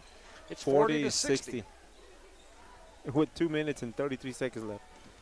So here goes Jones trying to put a little crossover on him. She does a little spin move. She kicks it back out to Rangel. Rangel fires it right to the team with the red jerseys. And she's still chasing them around, mad at them because they took it from her. Tapia fires it over to Rodriguez. Rodriguez on the run out. Her layup is up and no good. And then she gets fouled down under the basket. You know, they called that foul on Garrett. I really think the fouling was bound by Rangel. She was all over her, smacking her up. You know that game you used to play when you was little where you slap and clap and here and do all that. She kind of looked like she was doing that to her arms as she was trying to go up. Garrett was standing there with her arms in the air like she just didn't care. And she got the foul either way. And they called her for the foul. So Burnett knocks that free throw down. Jones is going to come out. Alondra Rodriguez comes in. I'm sorry, Alondra Morin. Also, Alina Rodriguez is going to go out, and Jasmine Martinez comes in. I don't even know if that was Martinez. That may have been McBee. It was McBee. So McBee is in now. So that second free throw is up and no good. And Dora gets on rebound. Yeah, twice. Another rebound. And Bella gets another foul on that one. Yeah, and she's standing straight up, man. Yep. So that's 2:11 remaining in this game. They've cut the lead back to 19, and they are getting rebound after rebound down low. And we only used 3 seconds on that play. Yep. Yeah. And this goes back to what we were talking about earlier, letting this clock run. When you get these leads, you have to understand how to let that clock run sometimes. And I can tell you from firsthand experience, as I was responsible for losing a state championship game when we were up 8 or 9 points late in the fourth quarter, and we kept attacking. And so when I say that with experience on the losing end. You're seasoned, huh? Yes. And so Eunice got a rebound. Yep, that's Howler. She's another freshman that's on this group. So they kick it to Maureen. Maureen brings it down the floor. She gives it to Jasmine Martinez. She walked. And then she's going to be called for the travel. So that's going to be a turnover on Martinez. So Eunice still working on the pressure here. They're up 18, 2 minutes to go. You got a lot of folks up there pressuring the ball. They're running all over it. They let somebody get to the backside, and they're going to shoot a layup. So now that cuts that lead back to 16. Here we go again. 1:45 and ticking. Run the clock. Pull it back out and run the clock. We're going to attack. And, we almost threw it away. Rangel comes down with it. She throws up a shot that's no good, and here goes Dora the other direction. Their shot is up, and it is good. And here we are again, back to 14. And now we're going to throw it away and give it back to them. And I'm not sure that our sideline understands this stuff. Did you see that inbound? I didn't. I just know they blew the whistle and said we stepped in when we threw it in. Yeah, that's what I'm saying. It's just too relaxed. They were just too relaxed on it. Yeah. Yeah, that is our hole in our team right now as we stand here today, is understanding how to, I call it, put the foot on the throat and finish. We get out there and we relax and make sure we shout out to sponsors again: Parker Energy Services, Devon Energy, Eunice Pump and Supply, Eunice Health Clinic, Eunice Public Schools, Cardinal Hardware, City of Eunice, Zia Auto Shop, and Redbird Gas. We're here in Eunice late in the fourth quarter. The Cardinals have been up by as much as 22, I believe, 22, 23, and we're back to 14 here with about a minute and a half, I believe, to go. We just can't seem to put them away. It shouldn't be this close of a game in this quarter. Yeah. So we'll see. 121, and the big thing, other than the turnovers and the rebounds, is the clock keeps stopping. You've got to run that clock. Down here we need to play a big game of keep away and let that sucker run. So Dora gets it in. They throw it into the post. The post goes up with it. That ball's deflected around, but Dora comes down with a rebound, and then we steal it, but then they steal it right back. And then they're going to call a time or a foul on the Lady Cardinals. On Kiki. So once again, with the clock stopped, Dora will go to the free throw line. So that's number 13. That's Aniston Tapia. Tapia's done a good job here this game as well. See that child right there? That child is, that's like the Lion King. That was Mufasa. They had Mufasa holding him up in front of the camera there. That was the Lion King. And trying to get some airtime, that's right. wasn't he? Trying to get that kid some airtime. We may need to sign him up for a commercial. All right, so that free throw goes in. It's now a 13-point game with 1 minute to go, or 1:10 actually. And Dora extends their pressure there a little bit. You see that? Meet him at the half court. Yeah, Dora's still got mainly their starting group on the floor, so there's still pressure in here. We throw it in. And they're going to call the foul on Tapia. So that'll send McBee to the free throw line. I think she's headed over to visit with Frazier. And you as a coach, you would do that if you were Dora. You put the pressure on. Yeah. I mean, Oh, yeah. Yeah. keep feeding the post. Man, if I'm Dora, I'm going to keep trying to cut this lead as short as I can. I mean, that's definitely your goal. Yeah. I mean, at the end of this ball game, some people say, well, win, you win, you lose, you lose. Well, the point differential will matter, I guarantee you, in the Max Preps ranking. Especially this day and age, right? Yeah, and that Max Preps ranking is one of the 6 criteria they use to rank you. So that one goes in, so McBee makes that one. It's 61-47. Eunice still putting pressure on the basketball. Parker pressuring it outside. They kick it over to Rodriguez. Rodriguez into the post. The shot is up and no good. That's number 20. That girl was wide open Dillard. Underneath. She didn't realize how open because she had her back to the basket, and when she did that little spin, we were like, oh, I'm by myself. She caught it and was trying to like pump fake and do a bunch of stuff with it. All she had to do was turn around and lay it in. So Dillard goes to the line. She makes the first one. So that makes it a 13-point ball game. 53 seconds. So this time just continues to drag. She makes the second one. It's a 12-point ball game with 53 seconds. The coach is screaming at the girls to slow down, stay on that side of the court. So they kick it ahead to Martinez. Martinez almost loses it. She's out in the corner. Oh. She's in trouble, and she double dribbled, and we're going to turn it over again. And so with 41 seconds left. Yeah. So 41 seconds left. And Chloe and Rangel are back in, and Jasmine and what's that other girl's name? Alondra. So 40 seconds remaining. Dora with the basketball. They kick it up. Tapia. I think that's Tapia. That's 10. That's Hasso. Hasso shoots it in. Jones with a little block. But they get the rebound back and put it in, and it is now a 10-point game. With 24 they seconds kick it ahead to McBee. McBee needs to take her time and get out of that corner. Jones picks it up off the deflection, just dribble in circles for a while. They kick it ahead to Parker. Parker throws it, but McBee comes away with it. McBee steps through. Oh, around the back. She goes behind the back, kicks it over to Rangel. Rangel to nobody. She throws up a shot that won't go. And Eunice, after being up as much as 22, I believe, escapes with a 10-point win there that got way closer than it should have been at the end. Yes, but it was a good game on the Lady Cardinals. They did a good job on taking care of the ball most of the game. If I had to say anything, they just had to take care of the ball at the end of the game, slowing it down when you have a lead like you said earlier. But other than that, I think they had a very, very good game tonight. You know, if you had told me coming in tonight we were going to win by 10, I'd have said, that sounds good. I would have been excited about that. I think the only negative, I've always got something. When it comes to basketball, I'm a perfectionist, and I want to see the team do as best as they can. And so I guess it's the coach that comes out of me. We did a lot of great things tonight. You know, Alina Rodriguez shot the ball lights out. I think she had at least 5 threes on the night, maybe 6. Caitlin Parsons had one heck of a ball game down low and just showed why she is going to be a force to reckon with. Yes. You know, she made some good passes. She made some steals, some run-out layups. I mean, she just did so many things, deflected a lot of balls.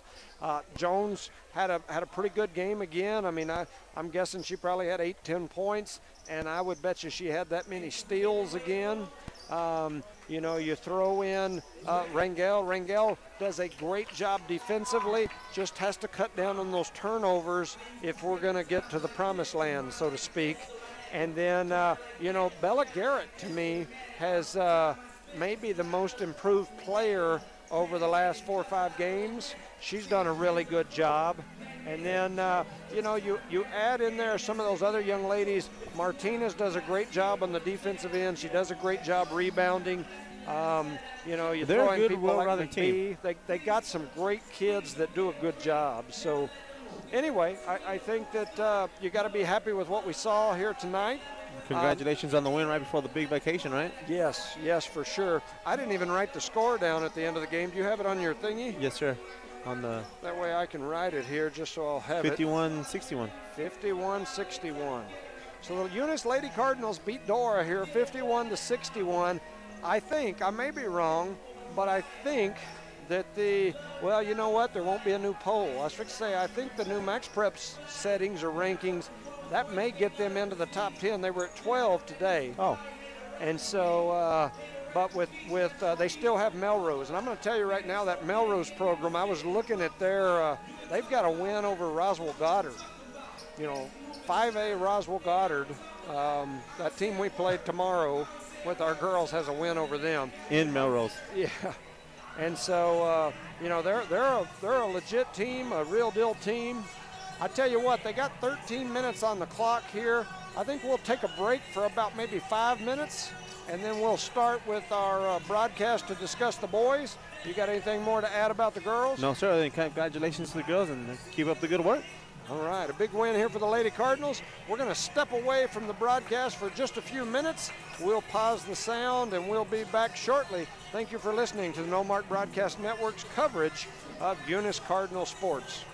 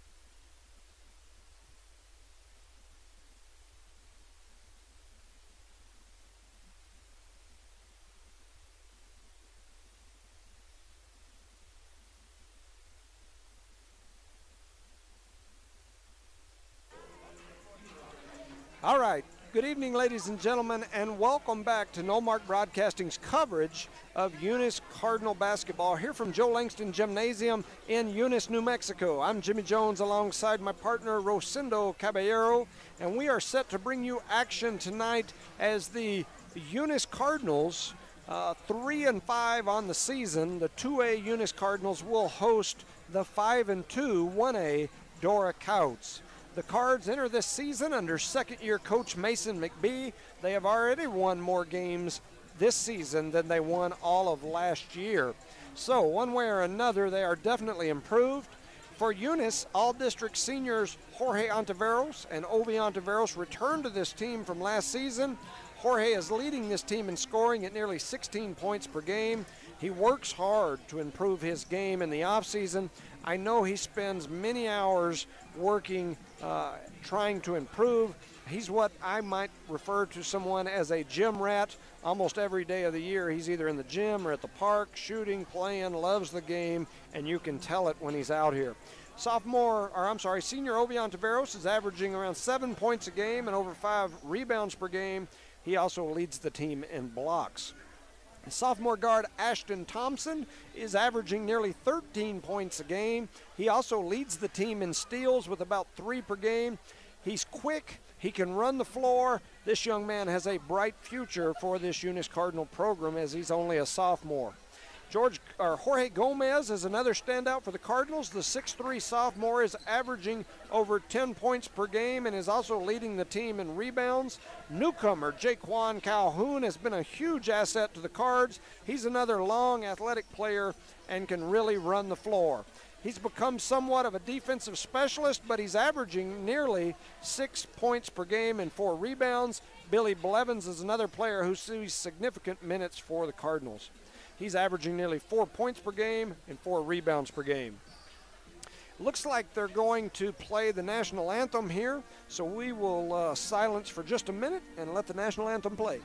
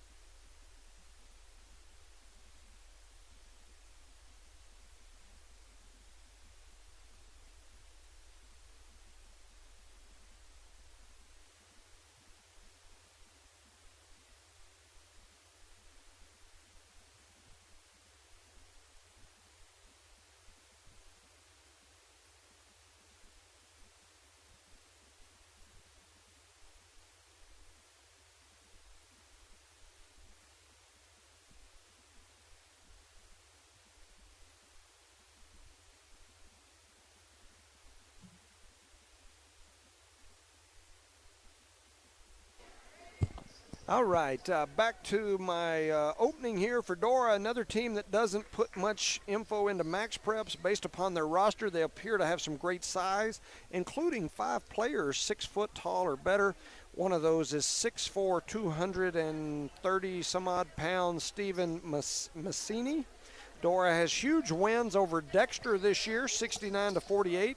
They also have a 71-10 win over Carrizozo and a 53-12 win over San Home. Their only 2 losses come at the hands of Fort Sumner and Elida. They enter this game with a record of 5-2. So we are set to begin this game between the Eunice Cardinals and the Dora Couts, whatever they call them. Coyotes.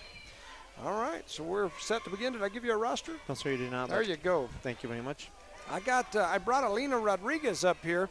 When we get a break here in a second, it may take me just a minute, but I'm going to get Alina on the radio and let her talk to some of the fans out there.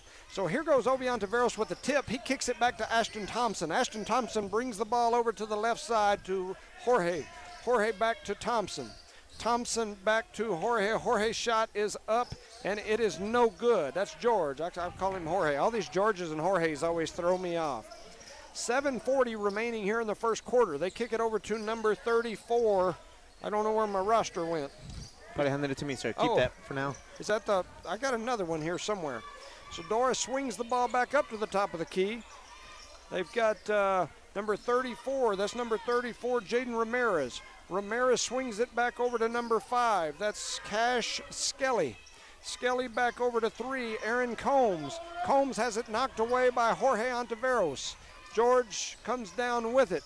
Kicks it back up to Ashton Thompson. Ashton Thompson over to George on the left. Back to Ashton Thompson. Ashton Thompson looking around. He throws it out to Jaquan. They throw it over to the left side, over to George. George looking inside. He swings it back to Jaquan back to the top to Thompson. Thompson back to the left side. They look inside to Ontiveros. Ontiveros tries to step through, and they're going to call it a jump ball. So that'll turn the ball over to Dora. Got trying to get my phone going here. Let me get the score app going. So there we go. Good thing is we don't have any. Oh, good job. So a deflected ball ends up in the hands of Ovi Ontiveros. Ovi Ontiveros heads the other direction over to Jorge Ontiveros. Jorge does a dipsy-doo dunkaroo and falls down and the ball rolls away. He was lightly tripped on that play.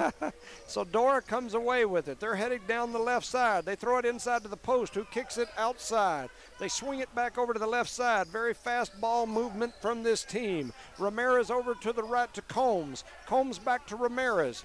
Ramirez over to Skelly. Skelly into the corner to I don't know who that is, and he misses the shot. Jorge Ontiveros comes down with it. That was Lane, number 4. Lane, I think. So number 5 is Ortega. Ortega back to Thompson. Thompson to Jaquan. Jaquan back to Thompson. Thompson over to Ortega. Ortega pulls up for 3, and it won't go. But Jaquan comes down with the rebound on the right side. They kick it over to Thompson.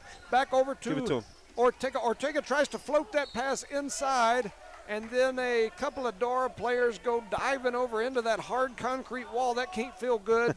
The ball is going to remain with the Eunice Cardinals. They are fast. Dora is fast on the defensive side. Jaquan with the ball. He throws it into Ortega. Ortega looking inside. They force it into the post. They swing it back out, and they are going to call a holding foul down in the post with them grabbing Ontiveros.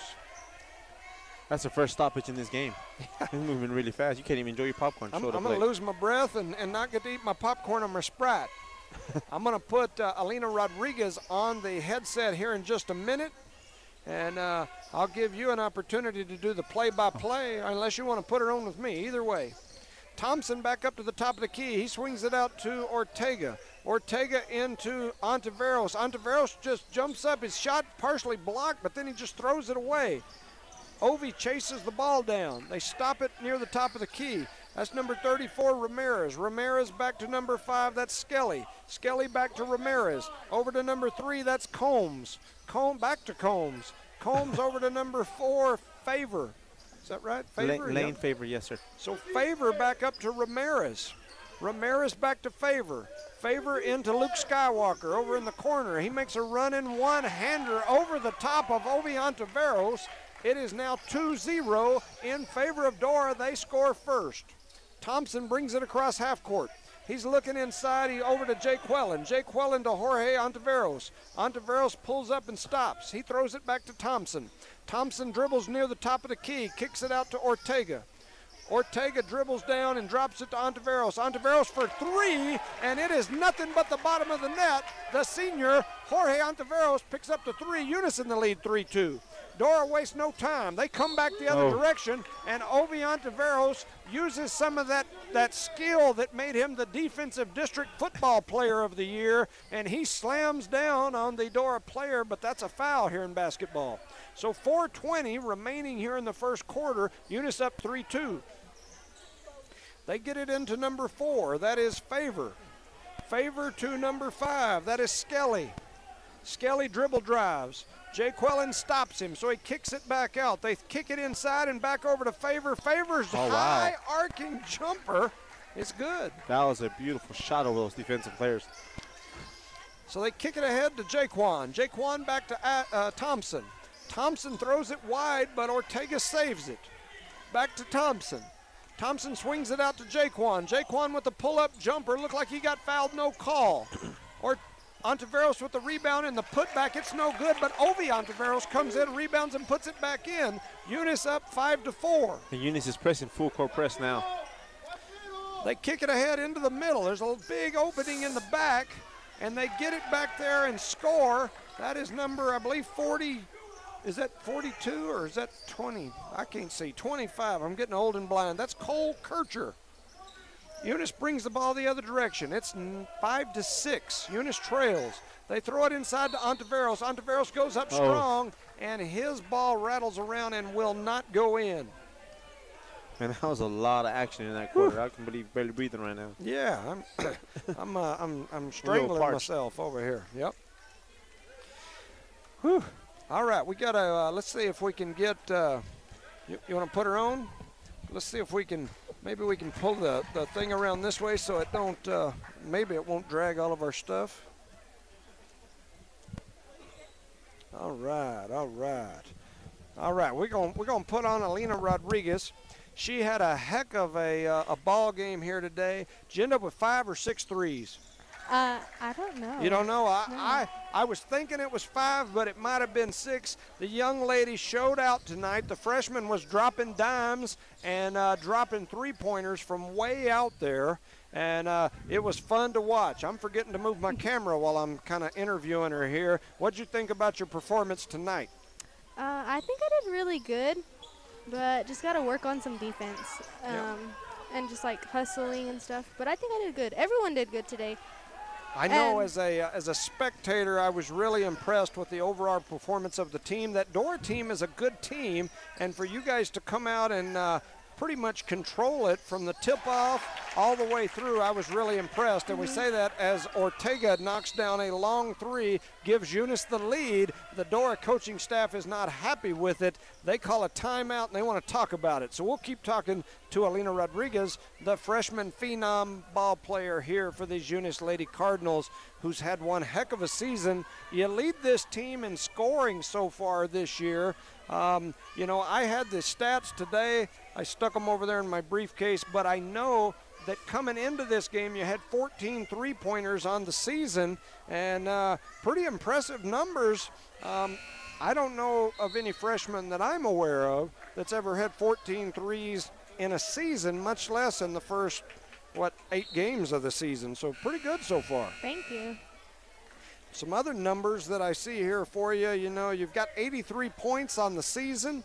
From the free throw line, shooting over 70% from the free throw line, so that's pretty impressive too. Do you spend a lot of time working on those free throws? Yes, I work a lot on free throws and three-pointers. All right. Does that guy over there that looks like Big Bird with the big yellow sweater that says NMJC on it, does he make sure you put in a lot of practice to get better at those things? Yeah, he pushes me a lot, and he's just like, you know, a big inspiration for me because I just want to do good for him because he pushes me so much.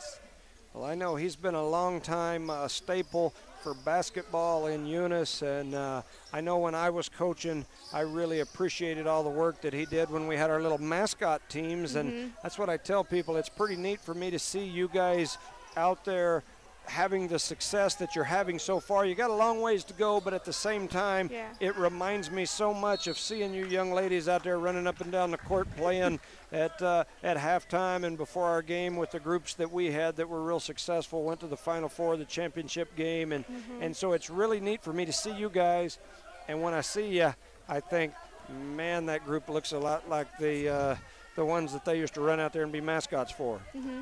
Do you have any young ones around here that you know of that want to emulate your game? I know there's this one little girl. Her name's Rayleigh, and she looks up to me a lot. I think she's here actually too. I've seen her little crazy self. So. Well, I remember when you guys were young and you guys would look up to people like Araya and Jada and Malie and Clarissa and some of those girls, and y'all be up here, Gabby and some of those, and saying, hey, I want to be like them one of these days. And it's really neat for me as a former coach to see you guys working at it and doing well. You got any more thoughts, anything else? What do you think about this boys basketball team? You know, they're doing really good this year. They started off a little slow in the JAL tournament, but now they're starting to really play like as a team. and they're going to be really good. They're going to be good. I know Jorge Ontiveros puts in a lot of time with you and your dad working on his game, and you can definitely see that in both of you. So, any other thoughts? No. Tomorrow we have a game. It's going to be a good one. It's Melrose. Over in Melrose. Melrose always has a good program. I was looking at their record today. They've got another good team. Had some real good success. I believe they've actually got a win over Roswell Goddard this year. I think that's what I was noticing in their record. I believe that was them I was looking at today, and that's pretty impressive. That's a 5A program.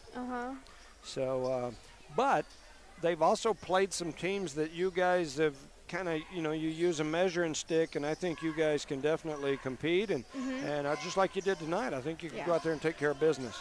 Just got to play with a lot of intensity and cheer each other on, play as a whole team. Absolutely, absolutely. That was a good rebound. Yeah, it was. Come on, Ovi. Got it. Ovi's down there trying to battle. You got Jules in there. I always give Jules a hard time because I think Jules was about that same size when he was in the 4th grade, and he's basically been about that same size ever since. In the 4th grade, he was a monster. He was part of the Twin Towers. And anyway, he's remained about that same size ever since. So, any other thoughts? Anything else you want to go over? No. All right. Thanks. Well, it's my pleasure to have you on. You'll have to come up here after every game and jump on and tell us your thoughts on what we're doing and how the games are going. So we wish you the best as the season goes on, and we appreciate you. Thank you for having me. You're welcome. Pretty sure. All right, that's Alina Rodriguez, and I apologize for the camera angle there for a couple of seconds. I was trying to give her an opportunity to visit with us, and so I'll get back into being a worker here and a camera guy. So I apologize. In this boys game, it is now 10-6. Eunice is up. There's just over 2 seconds remaining here in quarter number 1. A very fast-paced game here. Man, extremely. That's number 5, Skelly. Skelly goes to the free throw line, and he knocks down the first free throw. It's now 10-7. Eunice still in the lead. Skelly will have one more free throw here. I have the score 9-7, and they have 10-7, so I believe I'm right. 3 plus 3 plus 3 is 9. Lane violation. They're going to call a lane violation on the Cardinals. That will give Dora one more free throw. They missed that one, but they'll have an opportunity to make good on it. They ain't that big. They ain't going to block that much. So here goes Skelly back to the free throw line for Dora. His shot is up, and it slams in there, and it is good. So under 2 seconds remain here in the quarter. Jules throws up a shot, and it actually looked good when he let it go. It did not go in. At the end of the first quarter, the scoreboard reads 10-8 in favor of the Eunice Cardinals. Out of that first quarter, you can say there's a good, solid defensive teams on the court right now on both sides. So, and there's not that many turnovers neither, so that's a good start. Definitely a good thing. Want to shout out to some sponsors while we've got a minute. Parker Energy Services, Brett and Penny Parker, Devon Energy, Eunice Pump and Supply, Becky Nogelmeyer, Brandon Matthews, and gang. Let's see here. Eunice Health Clinic. You got me 2 bags of popcorn. Yes, sir, man. All right. You're trying to fatten me up here. I'm telling you. Eunice Health Clinic, Eunice Public Schools, Cardinal Hardware, the City of Eunice, Zia Auto Shop, the Whitmire family, Redbird Gas, Bart Parker. Thank you guys for all that you do. Rosendo, he threw me a curveball here in my broadcast tonight. Brought me some popcorn and a drink. And I'm covering this camera, so when I got my hands on my popcorn, I might forget to move the camera back and forth. So just don't let the camera slip out of your hands and land on the floor. If you hear any loud crunching or a muffled noise, it's probably because I got my mouth full. Just don't choke over it. We'll be all right. Definitely, definitely. So Dora will take the ball out here on the sideline. They throw it back to Skelly. Skelly up to Combs. Combs back to Skelly. Skelly over to, that's 42, that's Rodriguez. Rodriguez almost loses it, comes away with it. He kicks it over to Favor. Favor back to Combs. Combs inside to number 25, that's Kircher, not Ashton Kutcher. They throw it over to the right side. That's Benavides or Rodriguez. He throws it out to the right side to Combs. Combs throws it right to Ashton Thompson, and he's on the Eunice Cardinal team. And so he had a steal and a run out. They fouled him. Actually a very good foul because it would have been a run-out layup, and instead Eunice will get the ball over on the side. The only problem is I believe that is taught by their coach. Yep. That was definitely some good thinking there by Thompson, or by the young man from, that's number 4. So who is that? Faber. Lane Faber, yeah. Lane Faber. So here comes Thompson bringing it across the half-court line. He kicks it over to Jay Quellen. Jay Quellen down in the corner to Ontiveros. Ontiveros to Ontiveros, back to Ontiveros. Ontiveros kicks it over. Oh, should have shot that. And then they get it back to Jaquan. Jaquan to Jules. Jules goes from downtown, and it bounces off the back of the rim and out. So here comes Dora back the other direction. They kick it over to Combs. Combs throws it in to 42. That is Rodriguez. Rodriguez inside. They kick it back out to 34. Ramirez. That's Ramirez. Ramirez throws it out to number 5. That is Skelly. Skelly misses the shot, and here we come back the other direction. Jay Quellen with the ball out on the left side. He throws it into Ontiveros. Ontiveros looking across. He throws it back out to Thompson. Thompson looking for somewhere to go with it. Pick up his dribble. Nobody's looking at him. Yeah. Jules swings around, and I'm not sure exactly what Jules was trying to do there. He spun around so fast that he threw the ball straight out of bounds. I think on the offensive side, they weren't set. They had too many players on that end. They were kind of stacked over there. That being said, Billy Blevins comes into the game. Woods goes out. George Ortega comes in for Jorge Ontiveros. You know, one thing I noticed is that this Dora boys staff has Mike Majors sitting at the end of the bench as their assistant coach. Mike Majors was the longtime Tatum volleyball and basketball coach. I think he won at least 4 volleyball state championships in a row at one point, and had made it to the state championship game in girls basketball like about that same amount of years. He's on the wall a lot. Yes, he is. So Eunice gets a steal here, and here we come back the other direction. Jaquan out to Thompson. Thompson to George. George over to Blevins. Blevins back to Thompson. Thompson floats it over to Jaquan. Jaquan with a little jab and go move. He kicks it back out to Thompson. Thompson looking in to Jaquan. Jaquan to Blevins. Blevins with a skip pass to Ortega. Ortega back to Thompson. Thompson to Blevins. Blevins dribble drives through the middle. He floats up a shot. It won't go, but he comes down with the rebound. A lot of contact there. Yeah. Ortega with a pull-up jumper that looks pretty, and it falls in. It's 12-8 in favor of Eunice. So here comes Dora back the other direction. That's Favors. No, it's Skelly. Skelly over to Combs. Combs in the corner to number 4. Lane, that's Favors. They kick it back up top. Then they throw it over here to number 34, and Ramirez. he's going to travel. That's Ramirez. That travel was brought to you by somebody, Redbird Gas. If you need to travel, you run on down to Redbird Gas and get you some push-a-lean for your vehicle, and you'll be able to travel just like that young man did all you want. 5:19 remaining here in the first half. Eunice up 12-8. Thought that popcorn was going to slow you down. They throw it up to Thompson. Thompson over to Ortega. Ortega over to Blevins. Blevins looking for somewhere to go with it. He pulls up and shoots a 3. Nice shot. And it is in, nothing but net. Billy Blevins for 3. Ramirez has it, passes it over to number 5. I got to know the names now. Shelby. Yeah, Skelly throws it across the top of the key, almost loses it. That's number Favor. 4, Favor. Oh, Favor nice throws it down to number 1. That's Hayes, not to be confused with Neil Hayes. A dribble drive, try to attack. That was Skelly. He loses it out of bounds. Some good defense there by Ortega. And little by little, we're creeping away. Eunice is creeping away, 15-8.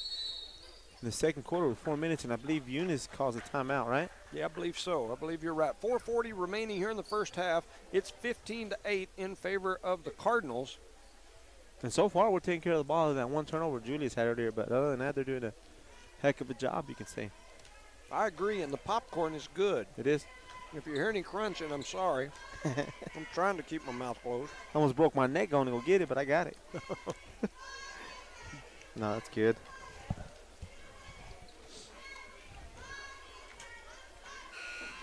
So the Eunice plays tomorrow in Melrose, just the girls varsity? That was my understanding, is that it was just girls. I heard somebody up here a while ago say it was JV boys, too. Okay. I didn't realize that, and I may be wrong, and I probably You know am. what? I have that schedule on my phone. I didn't think the schedule said that, but it may. We'll find out in a quick second here. You know, from the beginning of the season, there were at least 2 or 3 schedules floating around. I'm not sure how that happens, but one of them had us playing in Melrose this last week, not in the tournament, actually playing them. It says JV girls and varsity girls. Yeah, see, I was thinking it just said girls. But when we came up in the bleachers earlier, there was one of the parents saying that the varsity or JV boys were playing too, and if they are, I'm not aware of it. It's not on the schedule. So they kicked the pass over to Blevins. Blevins to Jaquan. Jaquan to Thompson. Thompson with a running floater won't go. Ontiveros almost comes down to the rebound, but they rip it away from him. Now Dora comes back the other direction. That's 34, Ramirez. Ramirez back to number 3. That's Combs. I'm sorry, that was 5, Skelly. Ramirez back to Skelly. Skelly throws it into the paint. They kick it out to Hayes. Hayes dribbles around, gives it to Ramirez. Ramirez backs it out. He's looking for somebody to give it to. They give it over to 5. That's Favor. Or no, Skelly. Skelly Favors. I don't know why they mixed me up with that. He stepped out of bounds. They start their offense way out in the top of the key. Did you see that? Kid stumbling. Yeah. Yeah, that's Hayes. Hayes, number 1? Yep, Hayes. Yeah. Not to be confused with Neil Hayes. So here comes Thompson. He kicks it over to Ortega. Ortega out to Blevins. Blevins looking inside for Ontiveros. They kick it back out to Thompson. Over to Ortega. That shot is up, and it is no good. Oh, Caballero's in the game. Yeah, that is Caballero. Oh, Billy went all the way in. Nice move on Billy Blevins. With a nice move and a finish. He's unconscious out there, man. He's just throwing it. Did I even say that right? Unconscious? I think that's right. I don't know what they fed I'll try that to kid. use it in a sentence. I don't know what they fed that kid before the game, but they need to feed him more. Maybe with some of this popcorn. I'm telling you. His mom got me. If you're going to play, you better play good, son.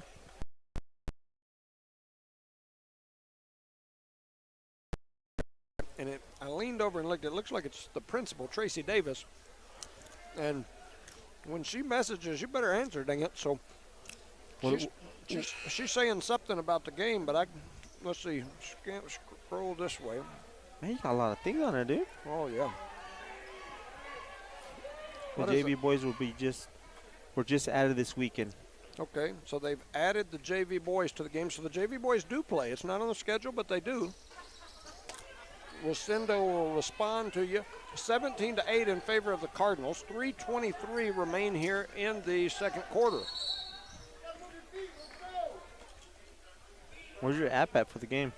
Nope. You got to go all the way. No, that ain't it. Got to scroll all the way. Nope. Too far? Mm-hmm. Right there. There we go. Now we're back. Oh, shoot. I'm not back. I don't even have the camera pointed the right direction again. There's a three-pointer in the corner from number 5. That's Skelly. We got to get back into it here. Skelly. I'm going to take that popcorn away from you. Yep, the popcorn has messed me up. Caballero over to Thompson. Thompson back to Caballero. Caballero with a little dribble drive action. He kicks it out to Blevins. Blevins to Thompson. Thompson back to Caballero. Caballero over to Ortega. Ortega tries to dribble drive. He kicks it out to Thompson. Thompson with the pull-up, and it goes in. A nice little floater there. And here comes Dora back the other direction. That's number 5, Favor. Favor over to number 3, Combs. Combs over to number 4, Favor. Favor over to number 1, Hayes, back to Favor. Favor does you a favor and gives it back to Combs. Combs with the dribble drive. He throws it across the middle. It's stolen away by Caballero. Caballero heads back the other direction. He's looking for somebody to give it to. He gives it to Thompson. Thompson with a little floater. It won't go.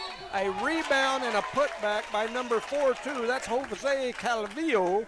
Calvillo with the running putback is good, and he'll go to the free throw line. Nice rebound in there on both sides.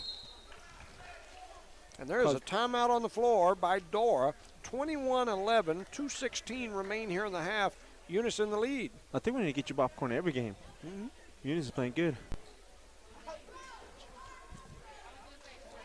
Should be 22, not 21. But I went to Eunice school. It's not. And Jimmy is real silent when he has popcorn in his mouth. 42 is Jose Calvillo. Jose Calvillo. He's a freshman. That's good popcorn. I think he was fresh when I went down there. They were barely pulling it out, so. It's pretty good. He got butter on my paper.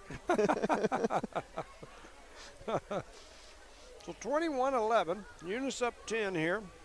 Second quarter. And in the game, you got Calvillo, Blevins, Caballero, Woods, and Thompson in there right now. It's a young team out there other than Julius. That's good.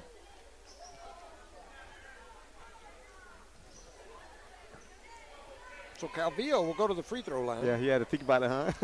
Have to think about the name again. He steps up to the free throw line. They give him the ball. 2:16 remaining in the second quarter. His shot is up. It is no good. Dora comes down with the rebound. That's number 5. That's Favor, right? No, that's Favor. Skelly. Is that Favor or Skelly? That's Skelly. Oh, it is Skelly. So To Skelly, Ramirez. not to be confused with the Skelly plant that used to be around years ago, misses the shot.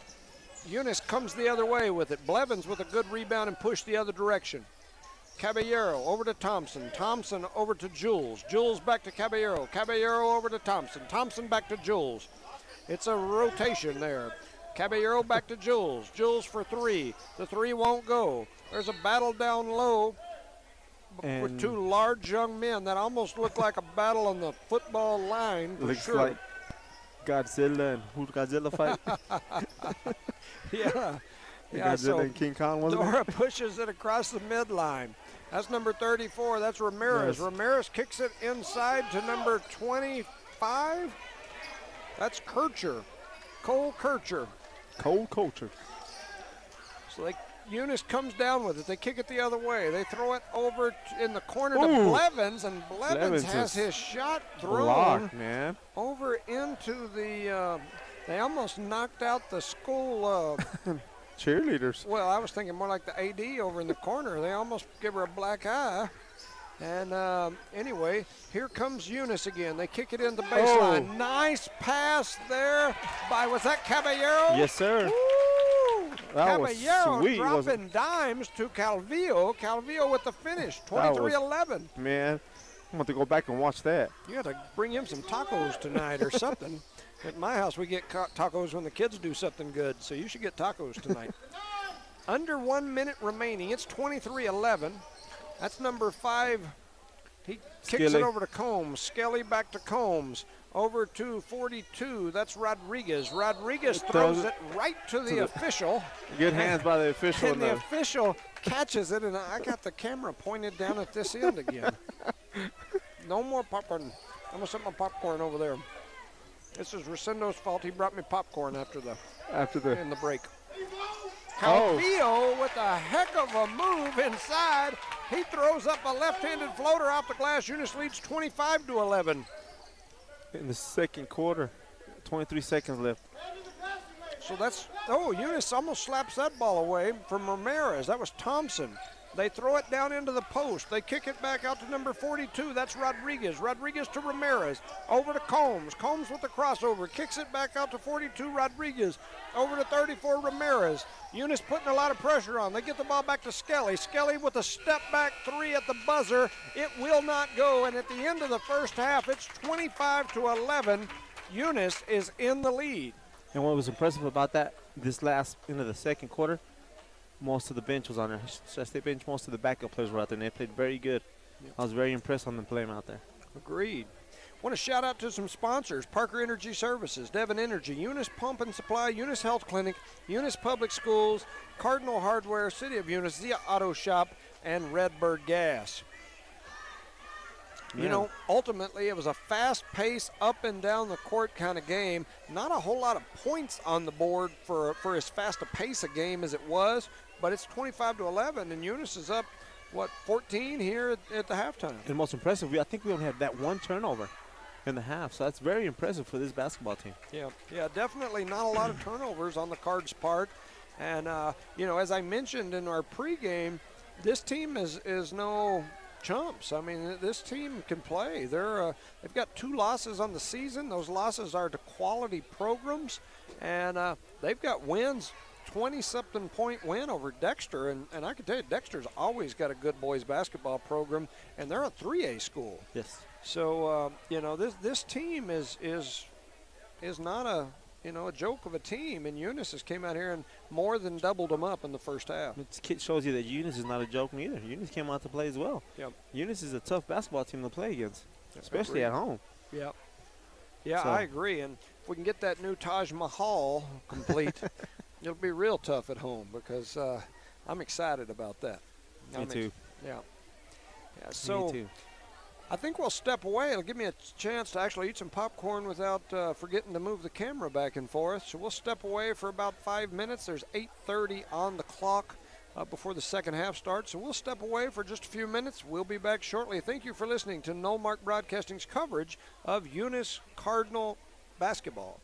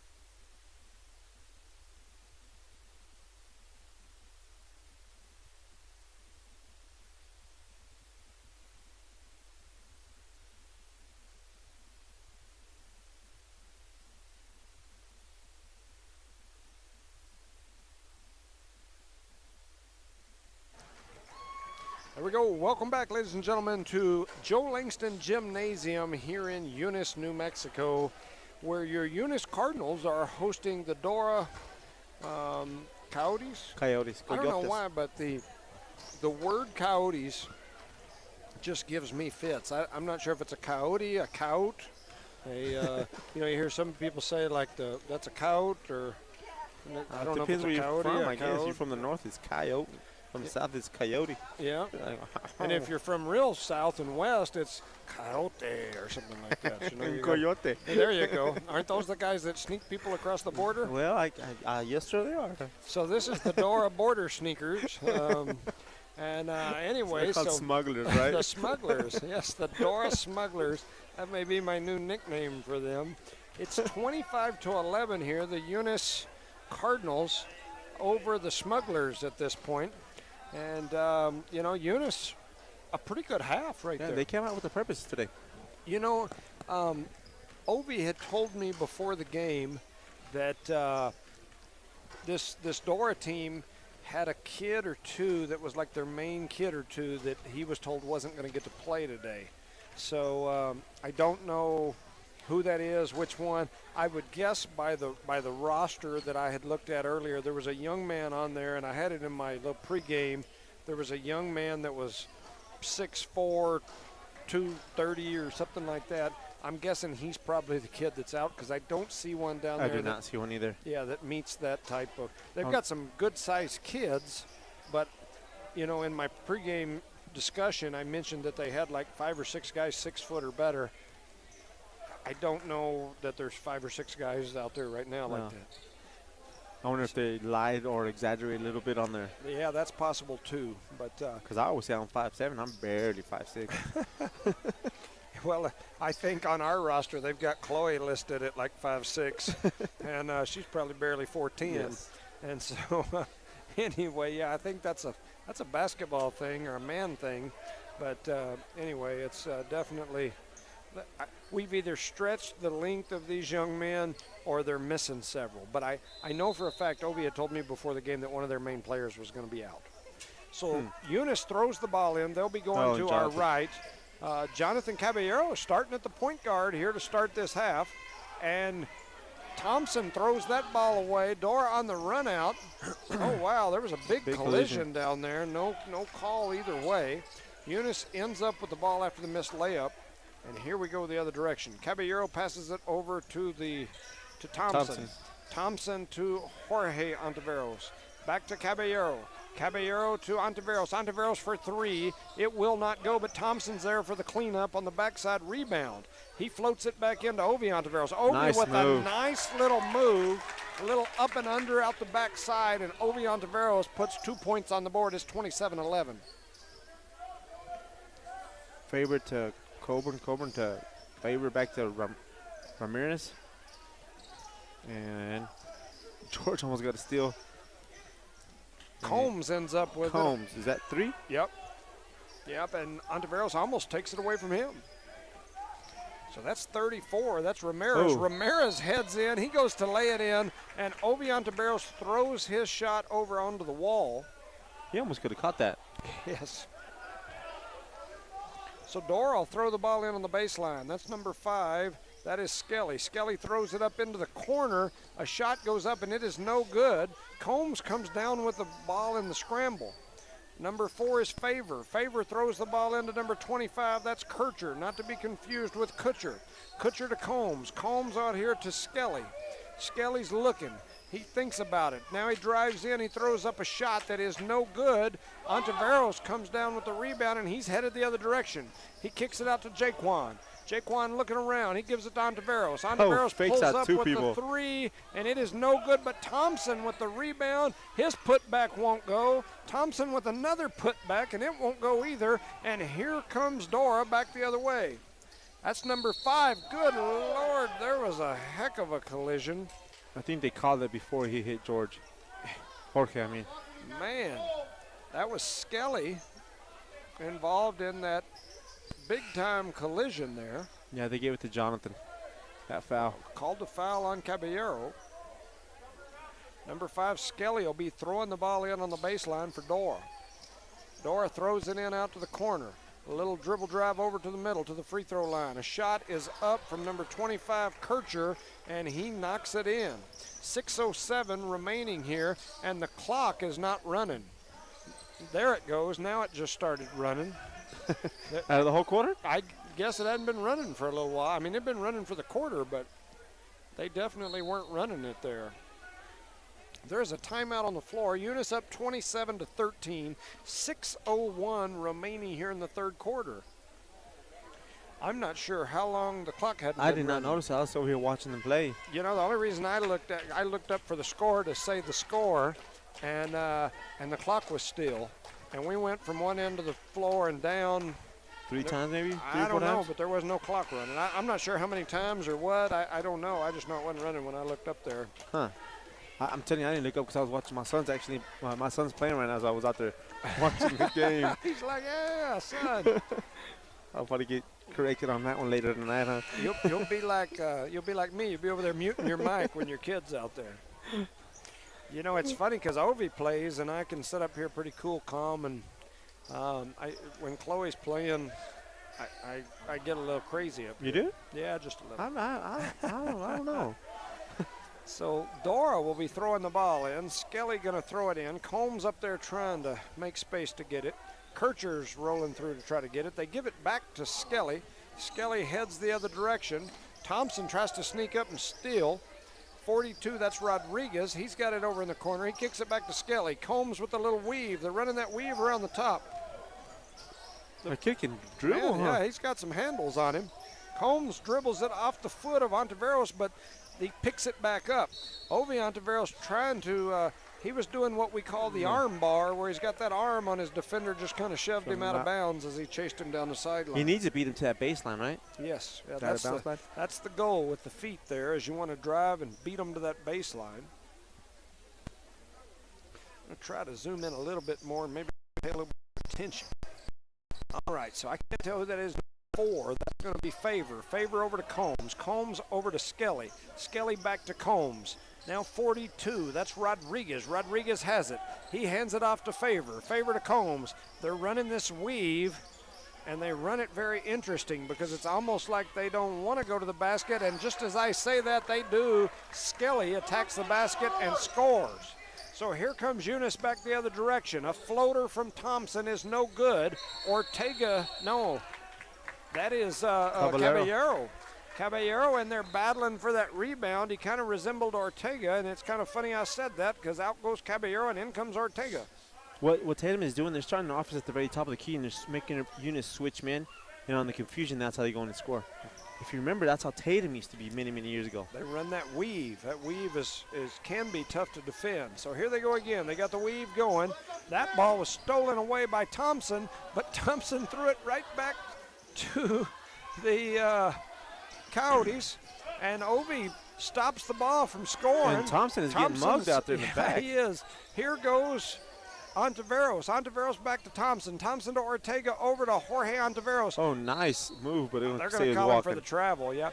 You know, I've noticed him do that move several times throughout the year.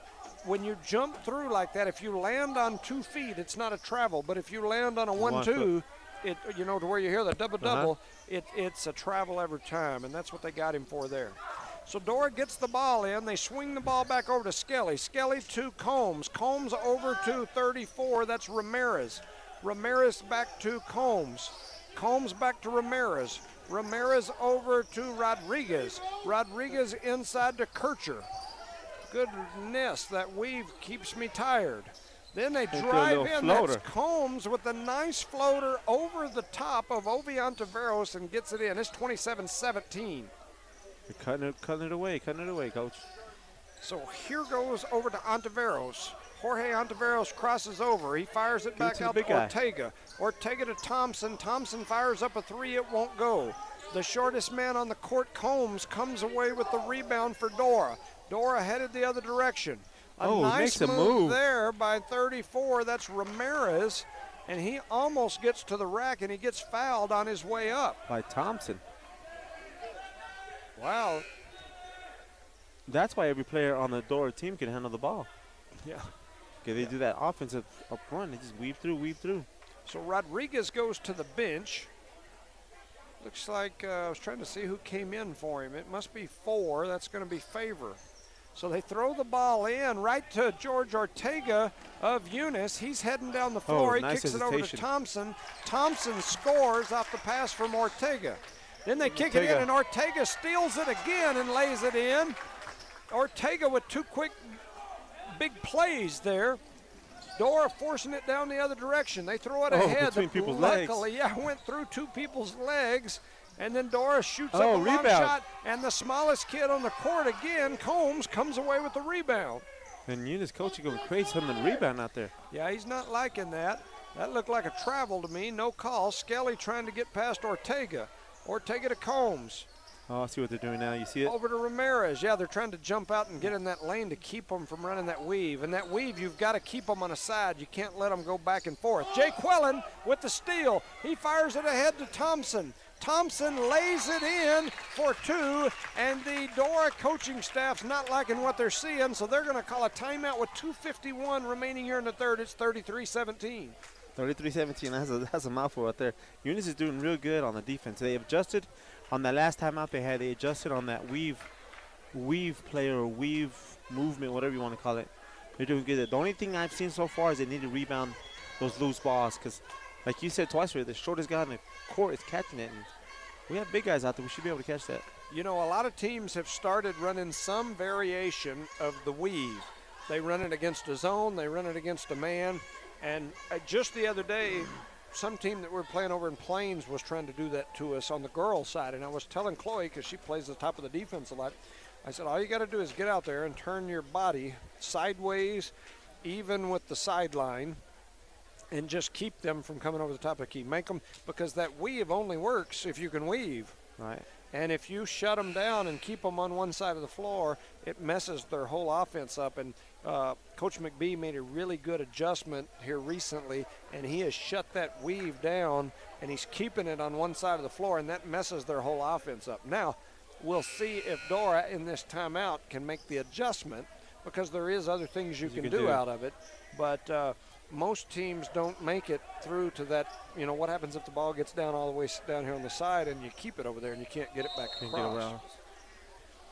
So Dora will throw the ball in the length of the court. Eunice in what looks like a diamond, or basically a diamond in one press. Ortega steps up and fouls the ball handler for Dora. On something like that, that ball handler was coming straight at him. And if you try to move, you can. It's a tough call. Yeah, it's definitely a block and foul. The ball handler kind of has the right away, so to speak. Number 10 on Eunice looks completely confused.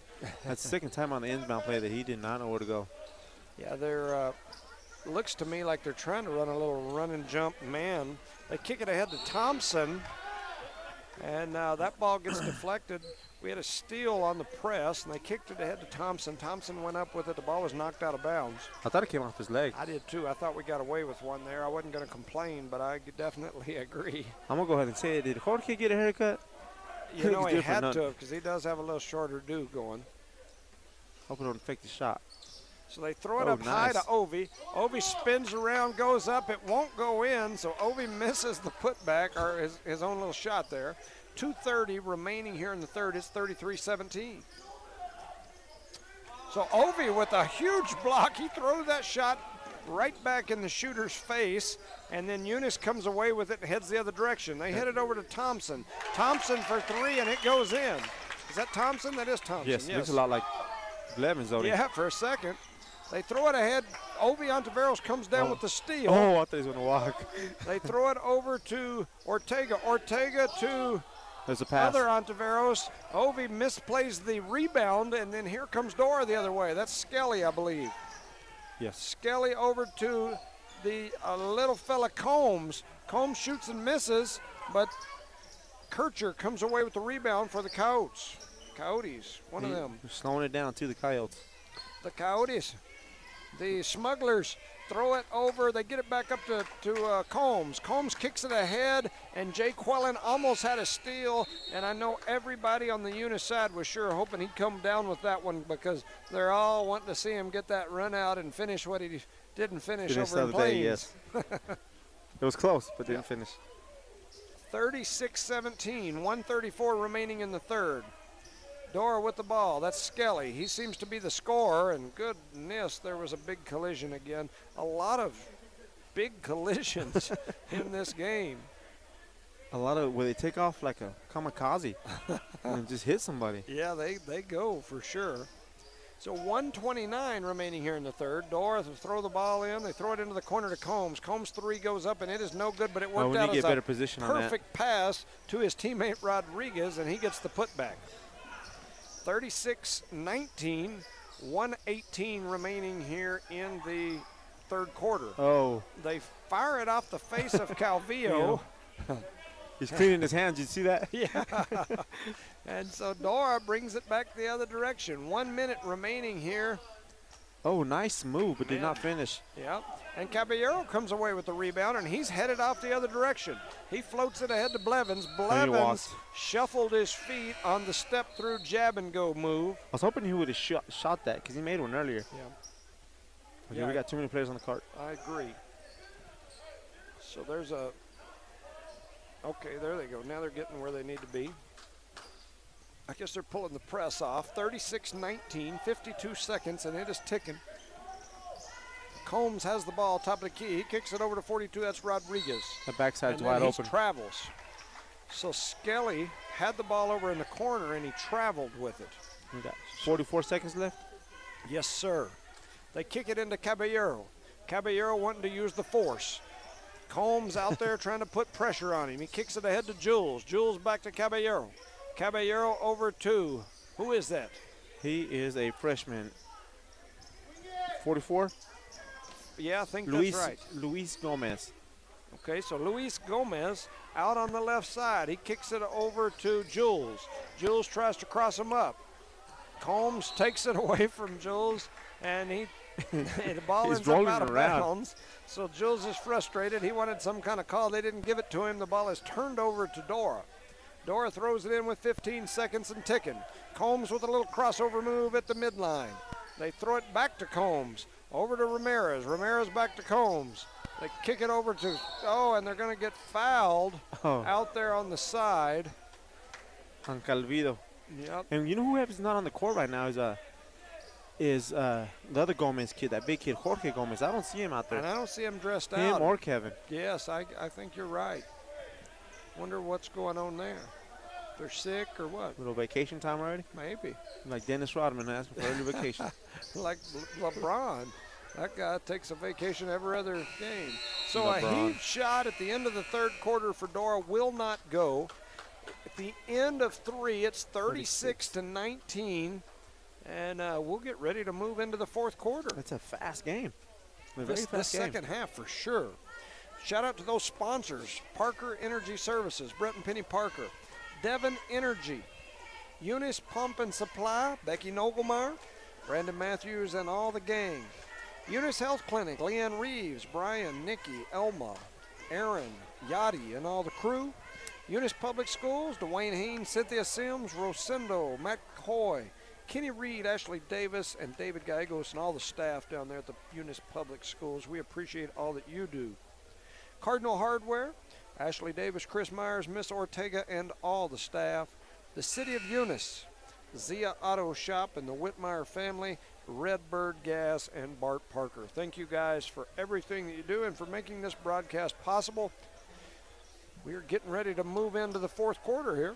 And quickly, real quick. And he put Maddox in number 24, and he put Hyen in as well, and Jacob Ortega. This is a very young team right here. Yeah, a bunch of youngsters out here. So Eunice brings it in over to the left. That is Gomez. Gomez, it ends up back in the hands of Hyen. Hyen over to Maddox. Ball gets deflected, but Maddox comes away with it. Maddox back over to Hyen.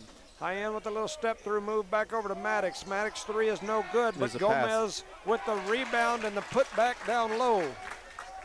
What I like about this young team, they're running the offense. So that makes it 38-19, 7:28 and counting. Dora has the ball out wide. Combs dribbles around, kicks it over to Ramirez. Ramirez to Skelly. Skelly drops a dime to number 25, Kircher. And they score. Here comes Eunice back the other way. Maddox Ortega. over to High End. High End dribbles around, throws it back to Maddox. Maddox tries to force it inside. He comes away with the deflected ball. High End looking around, trying to get it to somebody. He floats it cross court to somebody. And it is deflected out of bounds by Dora. Threw Dora. it to Ortega. Ortega was trying to throw it into Luis Gomez, and it was deflected by Dora Coyotes. So Gomez will be throwing the ball in down under the basket of the Cardinals. Dora in a 2-3 zone. Midline should be wide open, but we're going to force it, and it is not going to be where we needed it to be. Dora with the steal. They head the other direction. Ramirez to 4. That's Favor. Favor to number 5, Skelly. Skelly throws it and throws it back in. Then it gets down to number 34. That's Ramirez. Ramirez to Rodriguez. Rodriguez back to Favor. They kick it back up to Skelly. Skelly looking for something to do with it. He gets it back. He swings it over to Favor. Favor goes up like he's going to shoot, and then he kicks it back out. They're running that clock. Oh, in and out. The shot is up and no good, and Calvillo comes down with the rebound, and here come the Cardinals back the other direction. Wow, a diving attempt at a steal, and a nice shot there by Gomez. He drops it in. That is Gomez, right? Yes, Luis Gomez. All right, so here we go back the other way. Favor over in the corner to Rodriguez. Rodriguez 3 is up. It is Gomez no went up good. and got it. Gomez says, I'll take that. Thank you. Maddox Mata headed the other direction with it. He's got it in his hands. He's going to pull up at the top of the key. Gets it to High End. High End says, let me get 3, but it don't go in.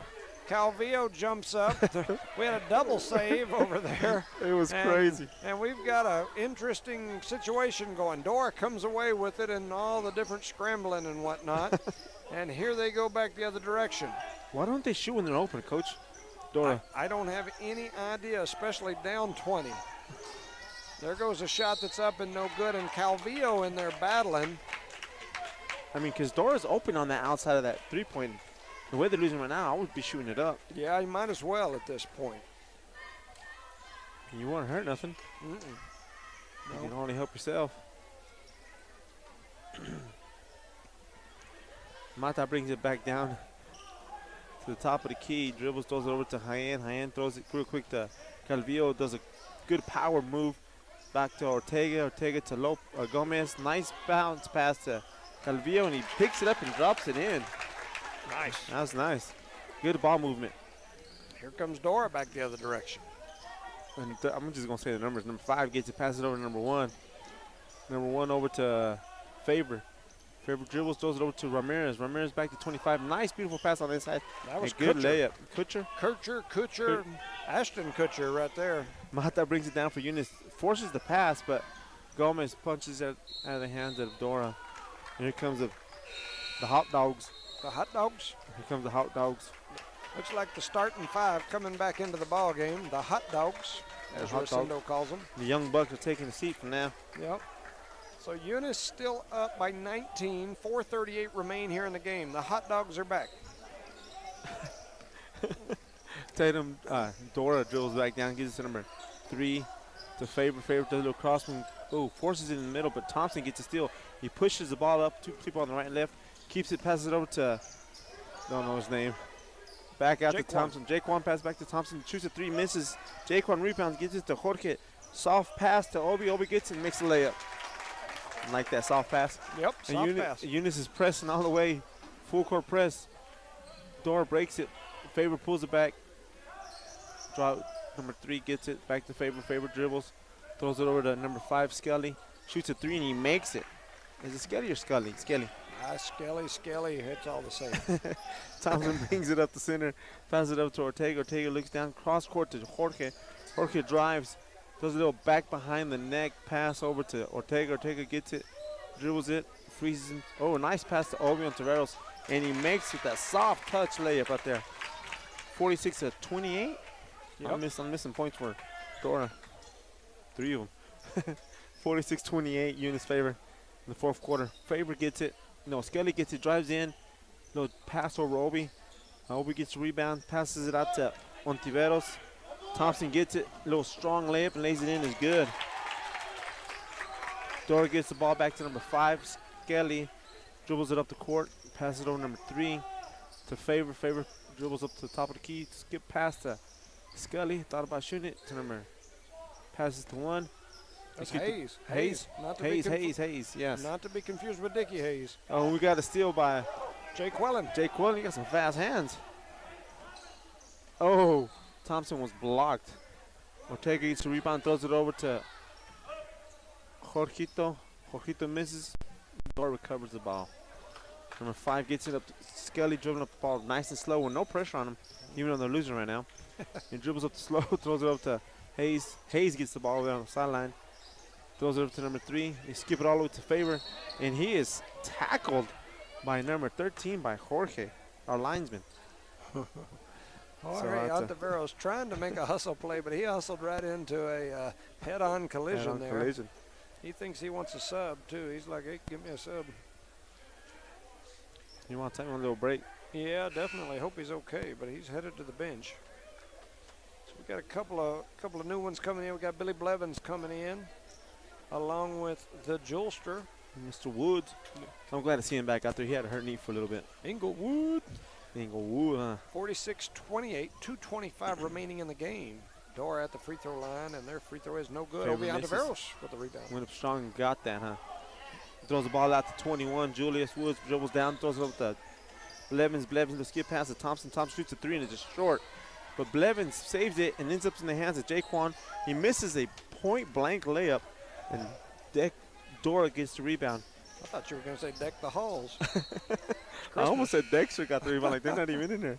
Well, you called him Tatum most of the first game. So now they're Dexter. At least Tatum was blue and they were the couch. I got a backdrop story. Caballero brings the ball up, throws it over to Blevins. Blevins looks down. Blevins makes a couple of moves, throws it back out to Caballero. Caballero gets it, dribbles up to the top of the key, gives it to Woods, forces the pass, but makes a nice recovery, but we cannot convert on that one. Jay Quillen throws it over to Jonathan. Jonathan, a 20-footer, flat, but he shot it. Jay Quillen loses the ball. Obi saves it between Dora's legs. They force the ball in. Jay Quillen again, and he misses again. Obi rebounds and he misses again. Obi gets one back and he misses. Oh, and he makes it. Obi Ontiveros with the finish. Oh, that was humorous. We shot and missed and shot and missed. Is it 48 or 50? That thing up there says 48-28. Okay. The angle I've got is kind of tough to see. 28-48. Well, Scully gets it over to Favor. Favor shoots a 3, and it goes in. So that's 30. Here comes Caballero back the other direction. Go ahead, Jimmy. Caballero kicks it over to Blevins. Blevins over to Jules. Jules looking inside. He runs and shoots a little floater off the glass. It won't go, but Jay Quillen with the rebound and the putback. Jaquan Calhoun, I believe is yep. That kid had like 19 rebounds a minute ago.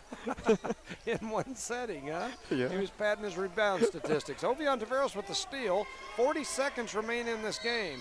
Caballero pushing it at half court, and Combs comes out and tries to comb him like a person combing their dog for some ticks, and they call him for the foul. Call him for the foul. It's 50-30. Is that 1-1 now or no? Where's the? No, I don't think so yet. It will be next time, I think. No, it won't even because they've only got two fouls the whole half. So Eunice with the ball over in the corner. They kick it out to Hyan. Hyan's 3 is no good. The ball rotates back, lands in the hands of Gomez, and he puts it in. 25 seconds remaining. Eunice up 22. You can hear the start the bus chant going on here. And Ramirez shoots a deep 3. And Gomez gets the rebound, throws it over to Maddox. With 13 seconds left, he pushes the ball, throws it over to Ortega. Oh no, Hyan does a little pump move, shoots it up, and he misses. But Gomez gets a rebound. And Gomez may earn himself some big playing time here pretty soon with the way he's done in these few minutes. 2 big guys have played good. Yes. The young ones. Yes, the young bucks. The young bucks. So at the end of regulation, at the end of this game, it's going to be 54-30. Eunice with a big win here. They basically have a sweep on the varsity side. Yes, sir, they did, and they played good all the way around. Not that many turnovers, man. No, I thought they had a really good game. Tomorrow's game is we were told a while ago, an update from Principal Tracy Davis. The JV boys were added to tomorrow's game. So you'll have the varsity girls, JV girls, and JV boys. They will be playing in Melrose tomorrow. That game is not being covered on the stream. We will not be covering that. I had prior engagements, and the radio station didn't have it on the schedule when they sent out the stream, so I didn't ask to add it. But so we will not be covering that game. Our next broadcast will be after the first of the year, I believe, because I believe this is the last game until after the first of the year, for sure till after Christmas. And we're not doing the Dexter tournament, correct? I don't know. When is the Dexter tournament? Do you know? Look at I have it here. It is on the 6th, Thursday the 6th. Thursday the 6th. They play Dexter there, and then that weekend they have that tournament. Right. 13, 14, and 15. So we should get some. We'll get a lot of work in after the first of the year. Man. But for us, I believe this will be it until after the first of the year.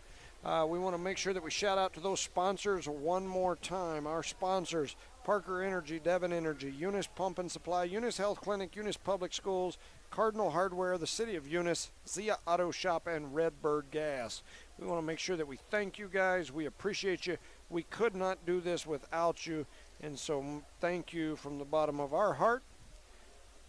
And that's what I was going to tell the principal, if she's still listening, make sure they have these students, when they leave the stands, they pick up their trash. We have parents up here right now picking up trash, and we greatly appreciate that.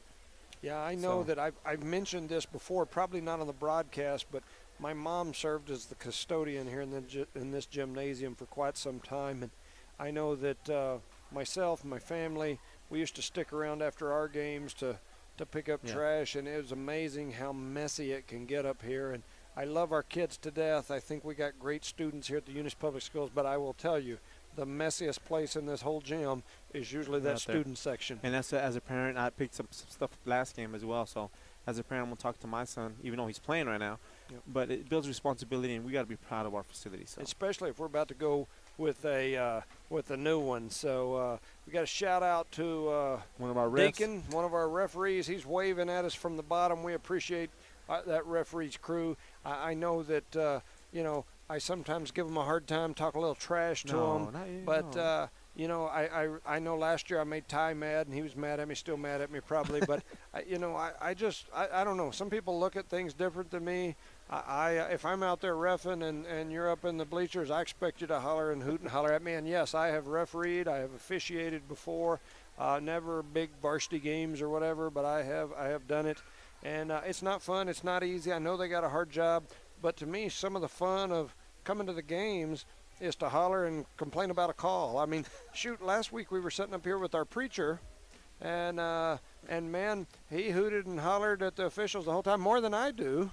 And, to me, that's just sports. It's just a good time. I don't think I never mean anything personal by it. When the game's over, I'll run and give you a hug and ask you if you need my help, if there's anything I can do for you. But in the middle of the game, I may be mad at you if you make a call that goes the other way. But we appreciate everything. We appreciate everyone listening. We're going to make sure we get off of here. So on behalf of the No Mark Broadcasting Network, we want to thank everyone for listening. We want to thank Aaron and TJ back at the station for their leadership. We thank those sponsors. We could not make this broadcast work without you. So on behalf of Rosendo Caballero, Charlie, who wasn't with us tonight, good night, everyone. Thank you for listening. We'll see you next time. Good night and have a Merry Christmas.